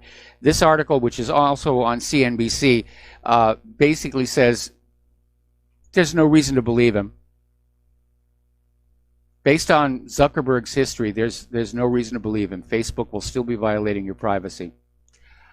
All right, let me just skip on down here because it's time to get into human-caused global warming. All right. Let's see. Give me just a second here. All right. We are now looking at Winter Storm Taylor, and it's bringing huge amounts of snow into Minnesota, Nebraska, and other Midwest states. They're estimating totals could reach 1 foot. By the way, Bernie Sanders is blaming climate change for the Alabama tornado death toll. And he starts out saying, "The science is clear." Then why were all your predictions from the 1990s and the 2000s flat out wrong there, Bernie? Now, the good news is for people who are living in those parts of the country affected by the storm, the airlines are waiving change fees. And the 4 biggest airliners, Delta, United, American, and Southwest, they're all issuing flexible rebooking waivers so that if you miss a flight due to the weather, you can get on another flight without being charged extra, which I think was decent for them to do. We'll be right back. Aloha, America. Welcome back to our show. We're talking about human-caused global warming. And for those of you that like to ski and you live in the area, Lake Tahoe's ski season has been extended until July 7th. And apparently last month broke the resort's record for the most snowfall in a month. Squaw Valley Alpine Meadows has already seen 50 feet of snow. Their normal yearly average is 37 feet. And we still have a chunk of winter left to get through. Back in 1989, the United Nations was predicting that if global warming is not checked by 2000, entire nations could be wiped off the face of the earth. Entire nations, do you hear me, could be wiped off the face of the earth. Coastal flooding, crop failures. And obviously that didn't happen. So, again, we all like to recycle, but apparently some towns are trashing their recycling programs. And a lot of it goes back to 2017 when China began to restrict how much foreign trash, recycling materials, it would buy. In case you wondered where the recycled products were going, they were literally being put on ships and sent to China. And so basically towns are going back to just throwing it all into the landfill. Now, interestingly enough, story out of the Daily Bell says that skeptics of human-caused climate change, of which I am one, tend to be more environmentally conscious than people who believe climate change is undeniably caused by human action. There was a study last year, and it found that climate change skeptics were more likely than the most ardent believers to adjust their personal behavior to be environmentally conscious. And I think that's true. It's certainly true of Claire and I. We think human-caused global warming is a hoax. But we recycle. You know, we're easy on the environment. And I think maybe people think that by being fanatical believers and saying that the environment is being destroyed by other humans, it means they don't have to take responsibility for their own actions. You know, hey, if they're out there being environmentally irresponsible, then why should I try and do anything? Okay. Good news for you space enthusiasts, and again, I am one of them. The SpaceX Crew Dragon splashed down successfully in the Atlantic. And so the flight was a complete success from launch to docking with the ISS to getting back down to Earth.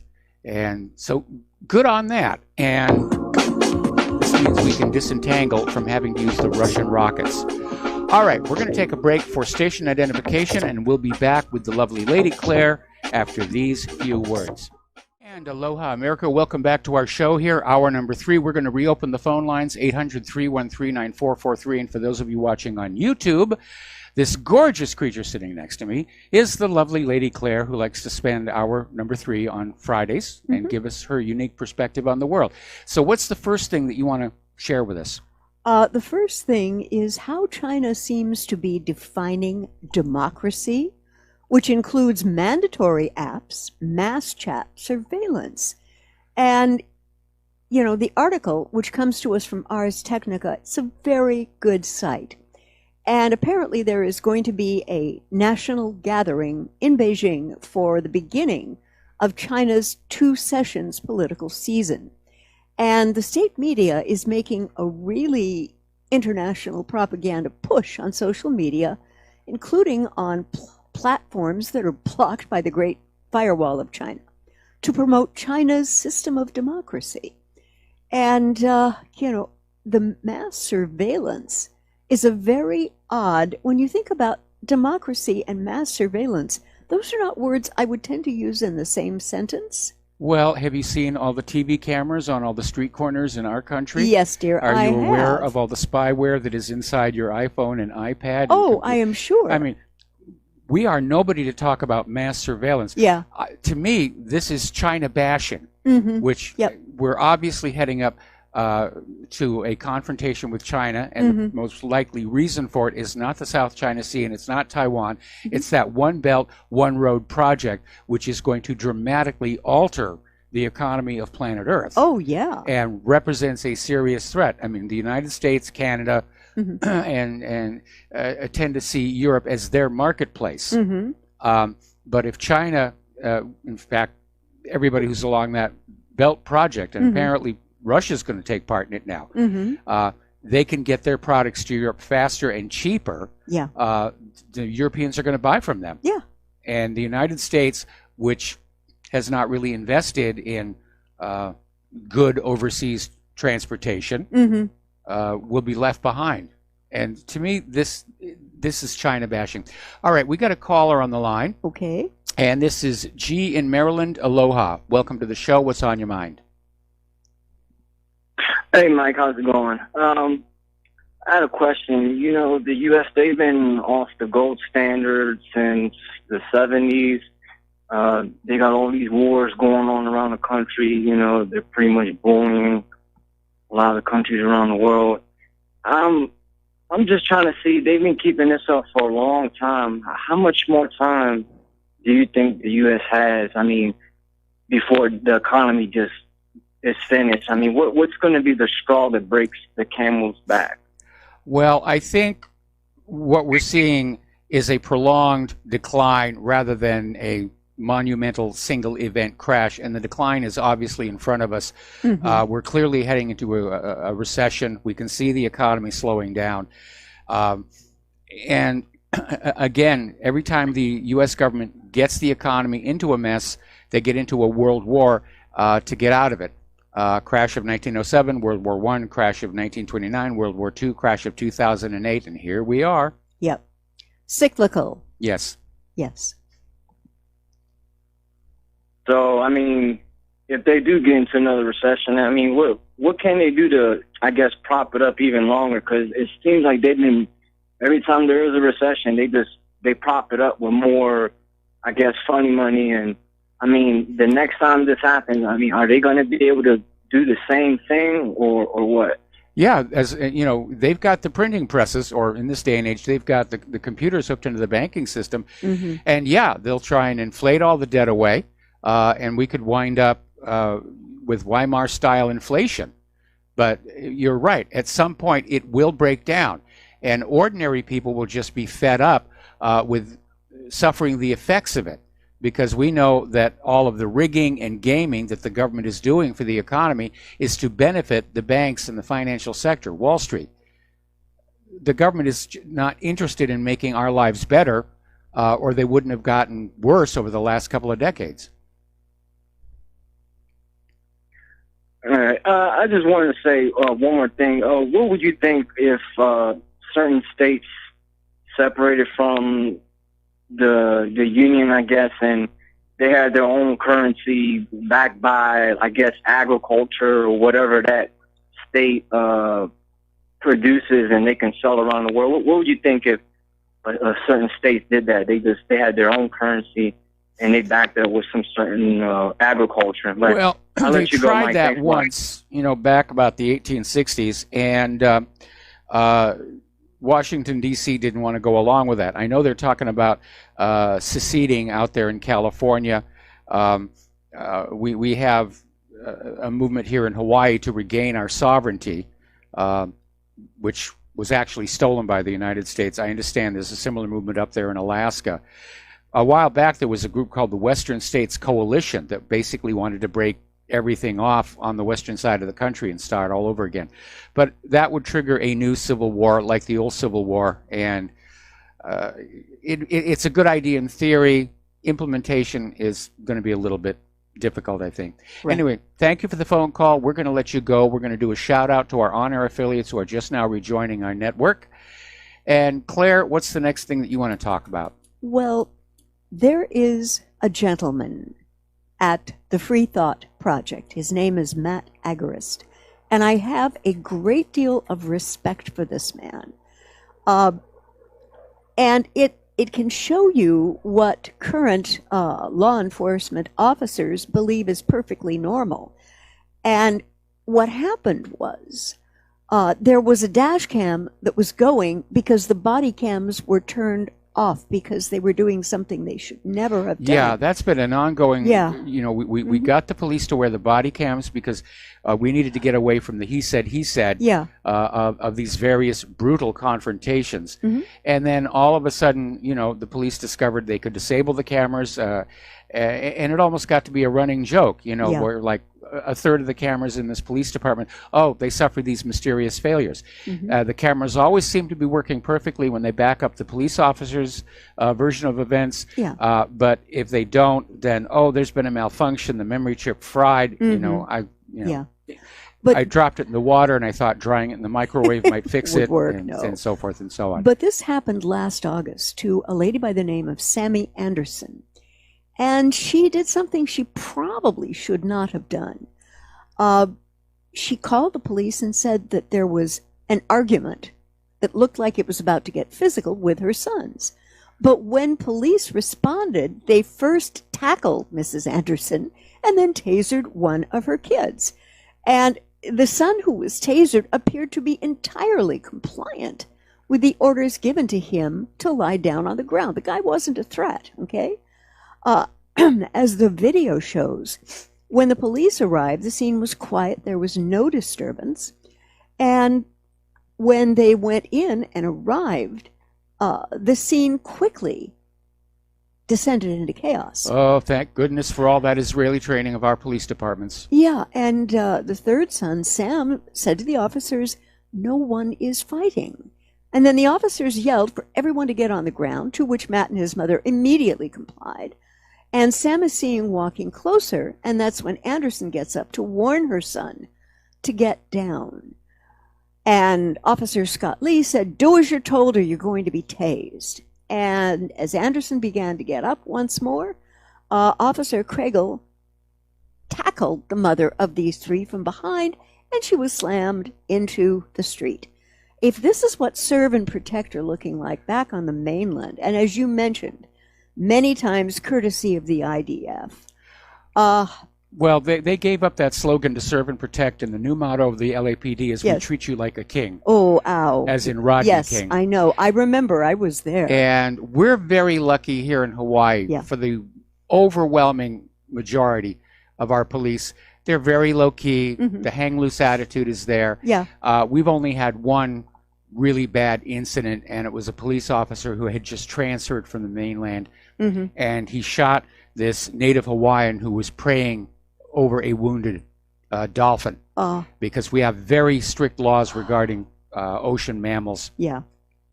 All right, we're going to take another phone call here from Tom in Utah. Aloha, welcome to the show. What's on your mind? Mike, back on the economy, we've just gone. I know you probably don't notice that in Hawaii, which I wish I was there. But anyway, we've gone through several weeks, in fact, almost 2 months of really brutal cold weather and disruptive weather that's interfered with a lot of the business activity and growth. Yes. So this unusually cold weather has been a major factor in limiting the improvement of business. Yeah, well, I mean, just look at it from the agricultural point of view. It's going to delay the start of planting season. There may not be enough time for a bumper crop, before the next winter hits. And there are some serious problems with the fact that we're going into this cooling trend. But nobody wants to give up the dream of a carbon tax and a global environmental authority, and so they're not really paying attention. And by the way, yes, we have noticed here in Hawaii, it's been a lot colder this year than previous years. And I got this little weather station up here, then it records minimums and maximums. So have I I think got it was to about cancel my trip? a week ago, we were like down in the mid-50s. Yeah. Yeah, so maybe I had to cancel my idea of going to Hawaii, huh? Well, no, we need your tourist dollars. There's a recession coming. Yes, definitely. If I Keep Hawaii had green, a spend dollar. money. Yes. But don't touch a dolphin. By the way, I've been working on a case where I'm the expert in for a defendant, and we've been denied the video camera footage as well as surveillance footage. So there's a deliberate attempt to suppress, the benefit of having video. We hear you. That That happens far more often than it should. Yeah, I mean, if the prosecution is planning on using the photos and the videos, they have to share them with the defense attorney under the rules of discovery. And of course, these days the courts can be incredibly corrupt. Is that the law in the United States?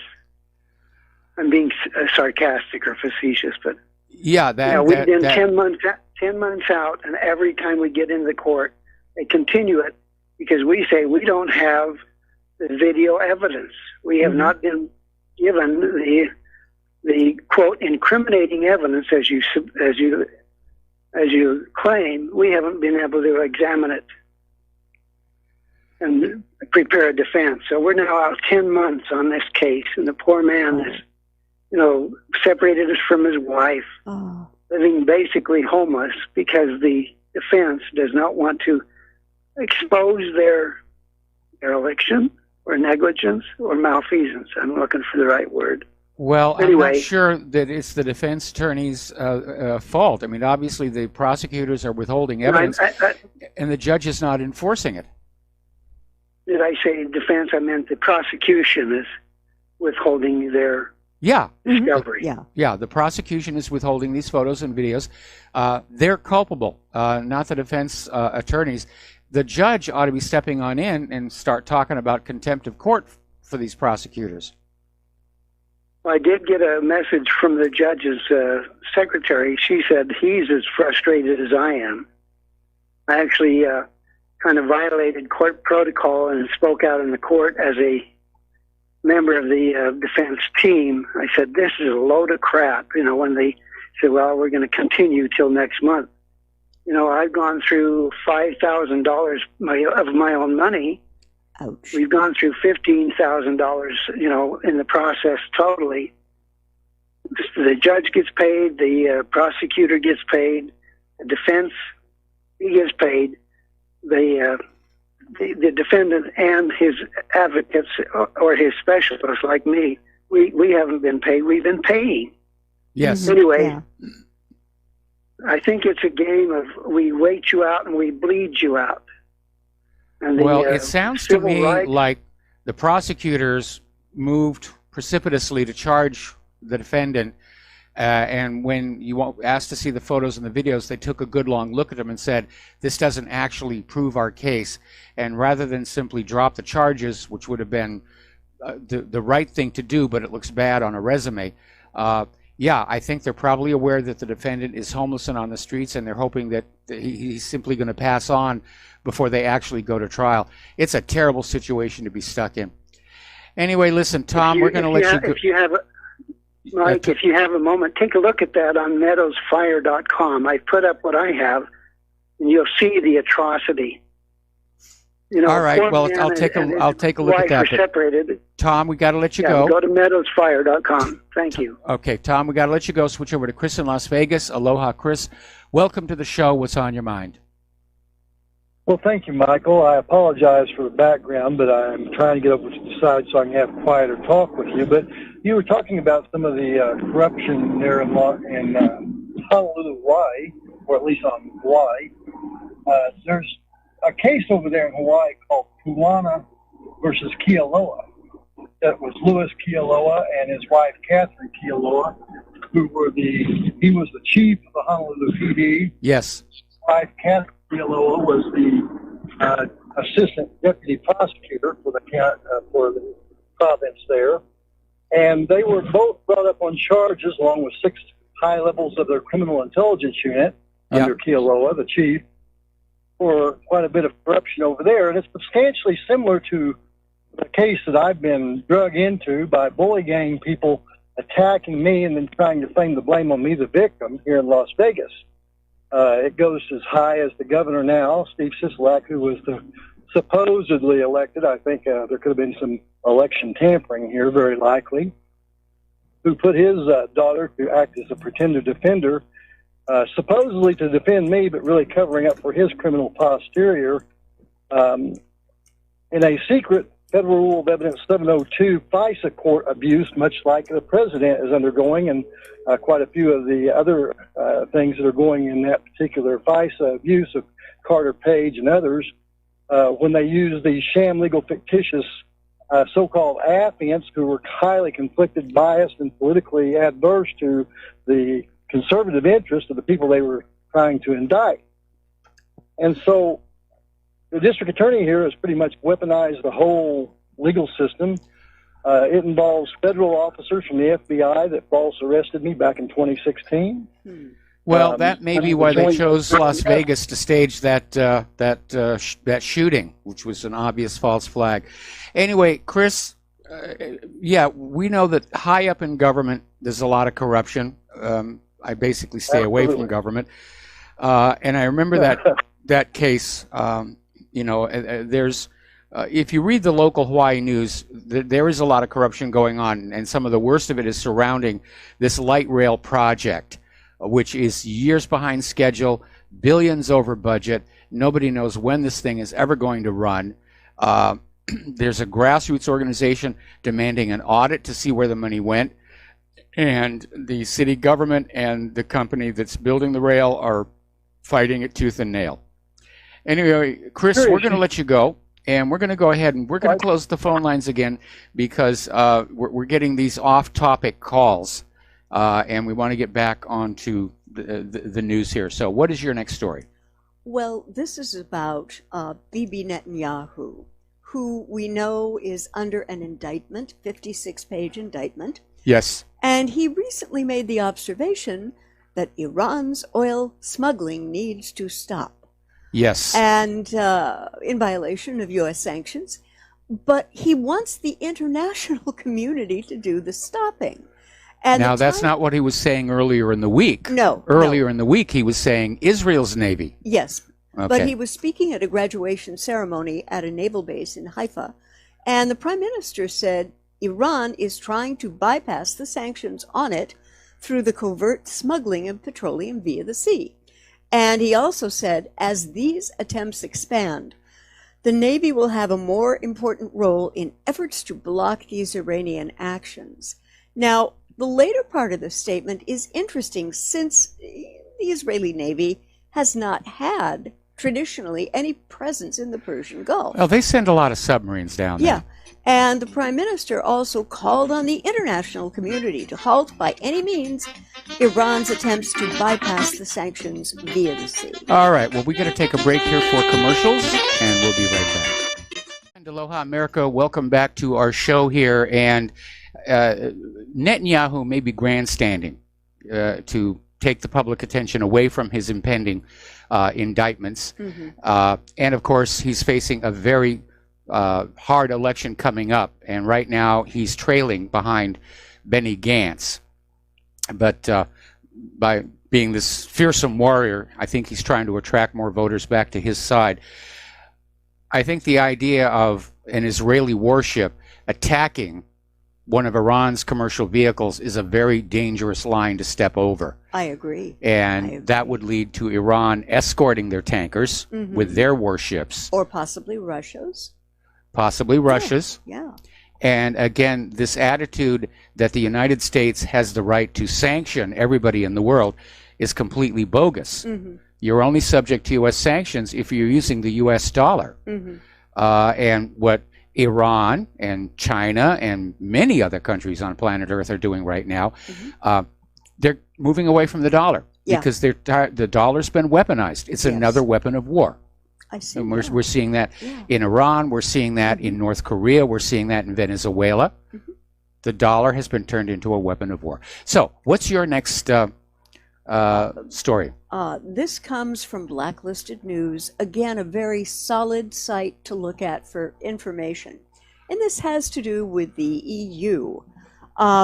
Apparently, the EU Parliament paid news publisher AFP to create bogus propaganda video in favor of their EU copyright directive. Now, folks, I don't know if you've ever seen this, but it is some of the most wickedly complicated copyright law I have ever seen. It would And basically end the internet as we know it today. It would actually make, memes illegal. Where you'll take a graphic or something and you'll add to it, you'll add a caption to it. Yeah. That would now all be illegal in the European Union. Yeah. Now, obviously, Europe's copyright law, I don't think, is going to be enforced here in the United States, but you never can tell. Right now, the powers that be clearly want the internet as it's been for ever since ARPANET. They want it to go away. They want the internet to be just another for-pay content delivery platform. It's just got a few more knobs and buttons on it than traditional television. Yeah.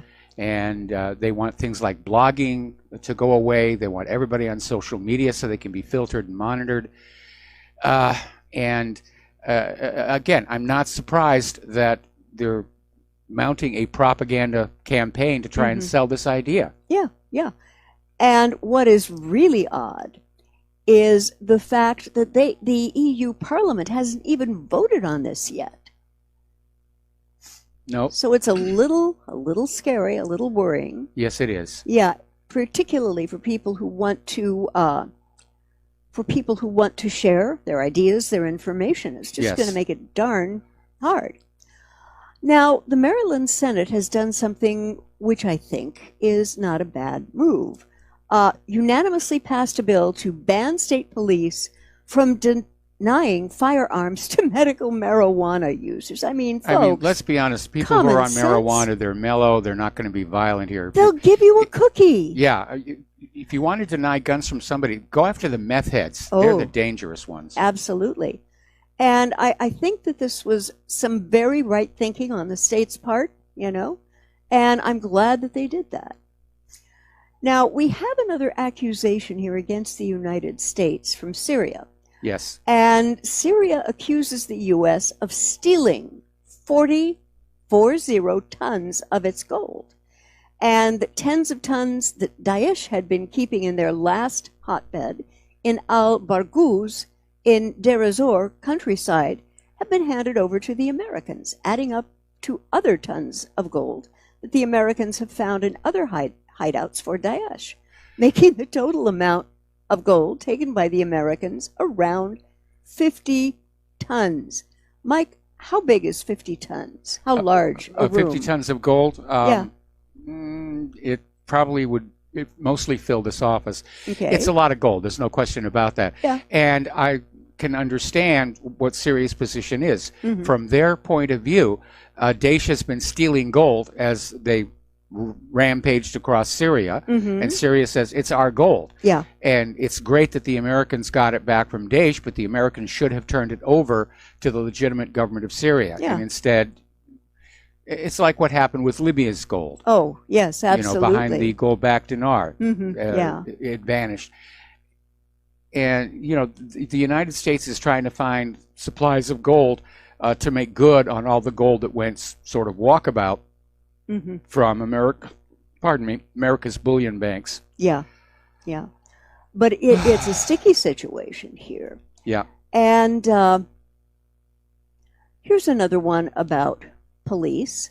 Rape charges dropped against cops who admitted to sex with teen they kidnapped. Oh, the little slut was asking for it. She was dressing provocatively. No, it was New York. And it's been okay. Well, we got to take another break for commercials. All right, we'll finish this on. Yeah, we'll finish the story side. on the flip side. Yeah.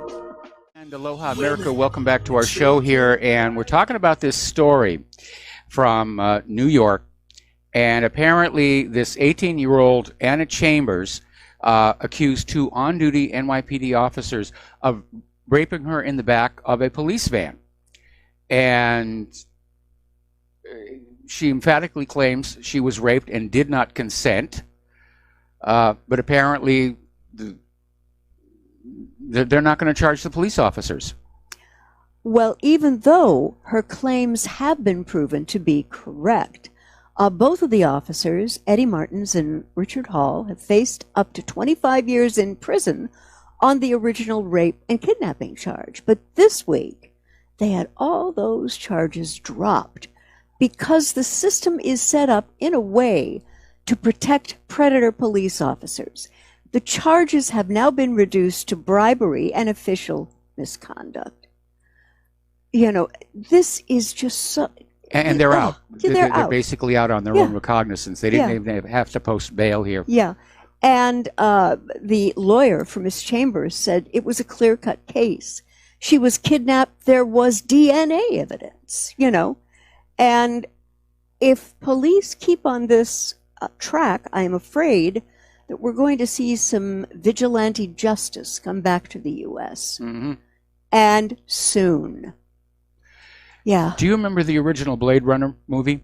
Yes, I do. Okay, and at the very beginning of it, Harrison Ford is playing the Blade Runner, and he's quit. Yeah. And the chief of police is dragging him back in because he needs him. Yeah. And there's that one memorable line. He says, "You know the score out there. You're either cop or you're little people." And that seems to be the attitude that we're seeing displayed here. And getting back onto Venezuela, apparently there has been a humongous blackout, which has dragged into its second day and affected Caracas. And what they've had to do is shut schools and suspend the workday on Friday, as the worst blackout in decades paralyzed most of the troubled nation for a second day, spurring outrage among citizens already suffering from hyperinflation and a crippling recession. And apparently power went out late yesterday afternoon due to a problem with the main hydroelectric plant.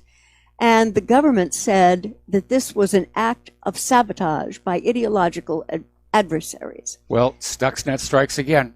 I think. Do you think that it was deliberate and was well, remember sent the by other the USA? the other day, Elliot Abrams got spoofed by those Russian hoaxers and said there are actually no plans for a full-on military intervention in Venezuela. And again, there was that other story about how Mike Pence and Guido had a falling out over the fact that when Guido first started this, he was promising Mike Pence that half the Venezuelan military would side with him. And it that hasn't did not happen. No. More than 99% are still with Maduro. And so the U.S. is probably looking for some other way to bring the country down. And so, sending in malware to destroy equipment. Part of the problem is there's only a few companies that make these digital controllers. And so they're used all over the world. Siemens is one. There's another one. I forget the name of the company that makes it. But there's only a handful of companies that make these things because it's a small market. But that basically means that cyber warriors, if you will, because I'm thinking this, in fact, was backed by a government. There's only a few of these things they have to figure out how to hack. That's what Stuxnet was designed to do, was to get into these Siemens controllers and just wreck machinery. And it did a real good job of it, not just in Iran, but all the way across Asia when it broke into the wild. This next story is, I don't quite know how to describe it, but I know that you will. Apparently, LGBTQ activists are enraged that Trump served Chick-fil-A to football champions. Well, the reason for that is very simple. Chick-fil-A has a public policy. Policy. They're not supporters of LGBTQ. No, they're not. They're a Christian organization. They stand by their Christian values, and that's why the LGBTQ people are up in arms about that. Do you want to talk about what just happened in the Methodist Church? Yes, I would. Okay. There was a convocation pulled together, and they were trying to figure out their stand on LGBTQ relative to a couple of different plans. Well, but they chose to go back to the traditional approach that pastors are not going to be marrying gay or lesbian couples. And that was basically it. And this had been a real point of contention. In fact, at one point, there was a thought floating around that the Methodist Church was actually going to split into two. One that would be traditional, and the other would be more liberal. That did not happen. Nope. But, it is a complex issue. And that's why, besides which, Trump was just being cheap. Yeah. These are the champion football players. Yeah. You couldn't have served them something a little better. Yeah. Okay. Yeah. It was. Come on, silly. Donald. I know you got money. Oh yes, definitely. You could put up a good buffet. Mm-hmm. There was a very interesting, funny article on Sputnik, where Sputnik was saddling a horse and wishing the Russian women cops luck in finding suitors. And these ladies are, no one hit these ladies with the ugly stick. They were quite lovely. Yes. And what he did was to join female police officers from the 1st Operational Regiment in Moscow on Thursday, and to congratulate them on the upcoming holiday, which, by the way, is today. It's International Women's Day. That's true. Yeah, yeah. When is International Men's Day? Oh, we couldn't possibly do that. Oh, okay. Sorry, I asked. No, we should, dear. There should be balance. Yes. Now, getting back to some very serious stuff, Russia is now warning Europe not to accept U.S. missiles. And what they're saying, and this is very reasonable from the Russian side, if you don't want problems on your side, don't create them for us. I mean, that seems to be a pretty straightforward, statement. And Russia has warned European powers against accepting any medium-range weapons from the U.S., which has abandoned a bilateral treaty restricting their use. And the guy who was making the statement is Vladimir Yermakov. He is the Russian Foreign Ministry's Director on Arms Control and Non-Proliferation Policy. And he really did criticize the White House decision to exit the 1987 Intermediate Range Nuclear Forces Treaty. Mike, what was the logic there on Trump's side? Why did he believe that the U.S. now has to wreck it, if you will? Well, unfortunately, there does seem to be an evolving policy of confrontation with both China and Russia. Yeah. And again, it's all rooted in economics. Russia and China have emerged as new superpowers, mostly economically. Back in the 1990s, the attitude in Washington, D.C. was the only remaining superpower was the United States, and we should just act like it.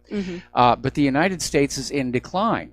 Yeah. They can't compete with China's manufacturing. Oh, no. Trump's tariff wars are a form of economic warfare, again, weaponizing the U.S. dollar. Yeah. And it's actually causing more harm to our economy than to China's. And again, a confrontation again with Russia. And this is all good business. It's, building market demand for those defense contractors. Yeah.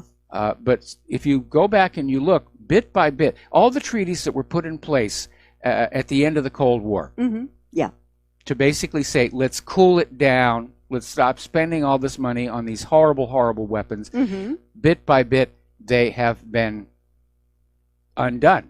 Yeah. The U.S. pulled out of the ABM treaty. Yes. Now they're pulling out of the INF treaty. In fact, I think there's really only one treaty left regarding these weapons between the U.S. and Russia, and I'm expecting Trump to walk out of that as well. Yeah, yeah. It's what is interesting for me to look at with President Trump is the people he admires in the Middle East. Yes. You've got the butcher of Gaza in Bibi Netanyahu, and you have the butcher of Yemen in Crown Prince bin Salman. Yes. Well, bin Salman may be in trouble. There are rumblings of a possible palace coup, and that it may have failed. Oh, dear. I wouldn't want to be on the failing end of that coup. No, you don't want to do that. Get your head sliced off. Yes, not good. And if they don't like you, they dull the blade first. Oh, ouch, ouch, ouch. A few more hits, we'll do it.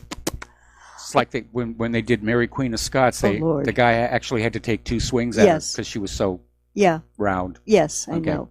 Well, apparently, speaking of computers, there has been a new global ransomware attack, and it's locked up networks in Europe, kind of grazed the U.S., but apparently it happened on Tuesday, affecting oil companies, shipping lines, banks, and a major U.S. pharmaceutical company, and marking the second consecutive month that such an epidemic of this kind of malware was used, and it hit the hardest in Ukraine and Russia.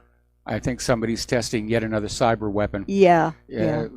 There's been a lot of discussion on the fact that World War III is actually going to begin on the internet and out in space. I think that would be, yeah. And the epidemic used a variant of ransomware known as Petya, and it froze hard drives of tens of thousands of computers and left screen messages demanding that the owner make a payment of $300 to unlock their data. Well, and nobody does anything about it. No. Where's the NSA? Yeah. Supposedly the NSA has the entire internet wired. Yeah. Pardon the pun there. Why can't they track these ransomwares back to their origin? That's really not good. Yeah. You know, and they hit Or yeah. Why are they unable to track the payments to whoever's picking up the money? And I know it's going through cryptos and blockchain and the rest of it. Yeah. But my understanding was that it has become possible to track payments through crypto systems. Yeah. And we're getting back to EU here. And the breakup of the EU cannot be ruled out if Brussels tries to enforce its pro-immigration policies. And that statement was from Viktor Orban, who is the president of Hungary. He's actually the prime minister. Yeah. And has said that a breakup of the European Union cannot be ruled out if one part of the bloc tries to impose pro-immigration policies on the other. And he was quoted by the Hungarian government's website and said that he could see a danger of fragmentation within the EU. Well, we're already seeing it. I mean, Brexit's almost upon us. We're hearing other member nations of the EU are saying this is a raw deal and we want to get on out. Yeah. This whole European Union was sold to the people of Europe as merely a free trade, free travel zone. And then over time, Brussels has just emerged to be this centralized government. Now they're openly talking complete federalization. And it turns out that was the plan all along, and it was simply withheld from the people of Europe. They got lied to. Yeah, they did. Yeah. And he made the observation, if we are left alone and they do not force Islamization on us, Europe can continue to live as the club of free nations. But he added that if Brussels forces Hungary to accept the UN Migration Pact or the European Commission's decision so as to make us fit their own Western concessive policies, a breakup of the EU just cannot be ruled out. Okay, we're going to take one more phone call here because Dustin from New Jersey called back in, and apparently he left something off. Oh, okay. And so, Dustin, are you there? Yeah, hi guys. Hi, Claire. How are you doing? Hanging in. I forgot to mention this, Mike. I don't know if you mentioned this, but Italy joined the Belt and the Road, and the U.S. tried to tell them not to join it. Did you hear that story? We reported on that one yesterday. We reported that it. Italy was intending to join, and the U.S. was putting on pressure on them not to. And it sort of underscores what I was saying earlier in the program, that Belt and Road Initiative is a major threat to the U.S. economy. And that's why we're making stink face at China and trying to provoke a war. But of course, Americans are not going to send their kids, to die in a foreign land over, commerce, which is what this is really all about. Yeah. And so that's why it's Taiwan and it's the South China Sea and those gosh darn Chinese. They're hacking into our, whatever video game console you have. Yeah. It's all about the commerce. And getting on back to what we were talking about with Russia and Ukraine, I mean, the U.S. is in decline. Our manufacturing has been in decline for 35 going on 40 years. Nobody wants our agriculture because of GMO. Yeah. A lot of our agriculture has been in decline even without the GMO because the irrigation systems out west have deteriorated so much they're running at about 1/3 of their original design capacity. So the United States government is saying rather than try and rebuild our manufacturing and rebuild our infrastructure, it's just easier to go and knock down Russia and China so we can again be the #1 superpower on Earth. But did you notice that we don't even offer an alternative? Neither does the EU. We didn't offer any alternative Belt and the Road. It's just like don't do it. And you know, Italy has a 40% youth unemployment rate. I mean, they have to do something to get their economy kick-started, you know? And nobody offers alternatives. Only the IMF offers you an alternative because they want you to borrow more money to pay the interest on the debt. Mm-hmm. That's it. They don't fix anything. They got rotting infrastructure over there, like over here. Yeah. Well, there is an alternative. There is an alternative to the One Road, One Belt project, and it's what everybody's using right now, which is container shipping, tankers, bulk carriers, ships. But they cost a lot more to use, and they take longer than what is expected from the One Belt, One Road. I think one of the reasons that they're trying to keep North and South Korea from reunifying is if they do reunify, then China is going to send one arm of that project right down into South Korea. And all of the commerce, it's going to be a seismic shift of who is manufacturing and who is transporting and who is consuming. And the West can't keep up with it. Okay, got to let you go. All right. We'll be back for the last segment of our program after these few words. And aloha, America. Welcome back to our show here and last segment of our program on this Pauhana Friday.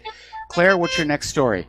Apparently, the mayor of London, or as some call it now, Londonistan, Sadiq Khan, has faced a lot of criticism because the knife crime in London has gone through the roof. Yes. And he is blaming massive cuts from the central government on youth social services and law enforcement during an interview with Sky News. And he's saying that the investment we are putting in doesn't fill the massive hole left by the government. Sadiq, a moment, please. The reason you are having knife crime problems is all of the people who've come into the UK and London who feel that this is a perfectly acceptable way of resolving differences. Well, it's not a question of the knives, Mike. It's a question of a culture that says it's okay to hurt each other to prove a point. Yeah, it really is. Now, every culture sort of has their favored weapon, which becomes symbolic to them. In the United States, it's firearms. In Japan, it's swords. And in the Mideast, it's knives. Yeah. They do like their knives. And, Great Britain already has some pretty stringent knife laws, but anybody can get a kitchen knife. Yeah. Khan is trying to put the blame on the government. We're not spending enough money on the problem because he's trying to basically hide the fact that in flooding all of these refugees, these migrants into Great Britain, crime is going up, as it is all across Europe. Yeah. Except for Hungary. Yes. Which has closed their border. Same thing with here in the United States. We're seeing crime go up all across the country, but nobody wants to link it to the illegal immigrants who are coming into this country, including those MS-13 gang members. Yeah, that was a very unsettling article to read the other day. They're just pouring in over the border. Yeah, well, they actually did begin here in the United States, and then they migrated south. Right. And then they said, open borders, good idea. We're going to get back. And MS-13, these are really bad people. Yeah. They revel in being bad. They make the Yakuza look like choir boys. Yeah, I think so. Yeah. Yes. And many of them control a lot of the drug trade.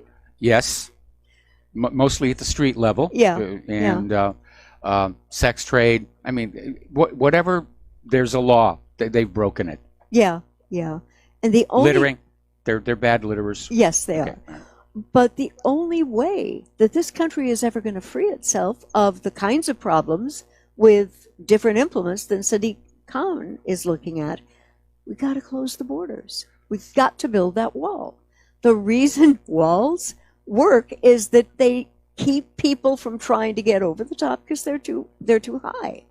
Well, basically, it keeps social groups within their own social groups to deal with their own problems.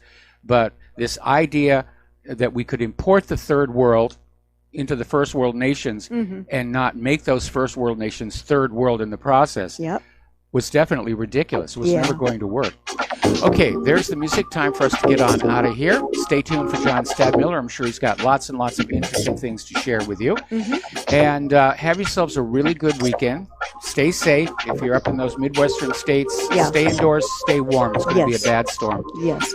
Please donate to Republic Broadcasting. Please donate to whatreallyhappened.com. Otherwise, I'm going to have to sell the hamster. We have a hamster? Oh, yes. No, at the other end. Anyway, okay. Have a good weekend. We'll be back on Monday. Aloha, America.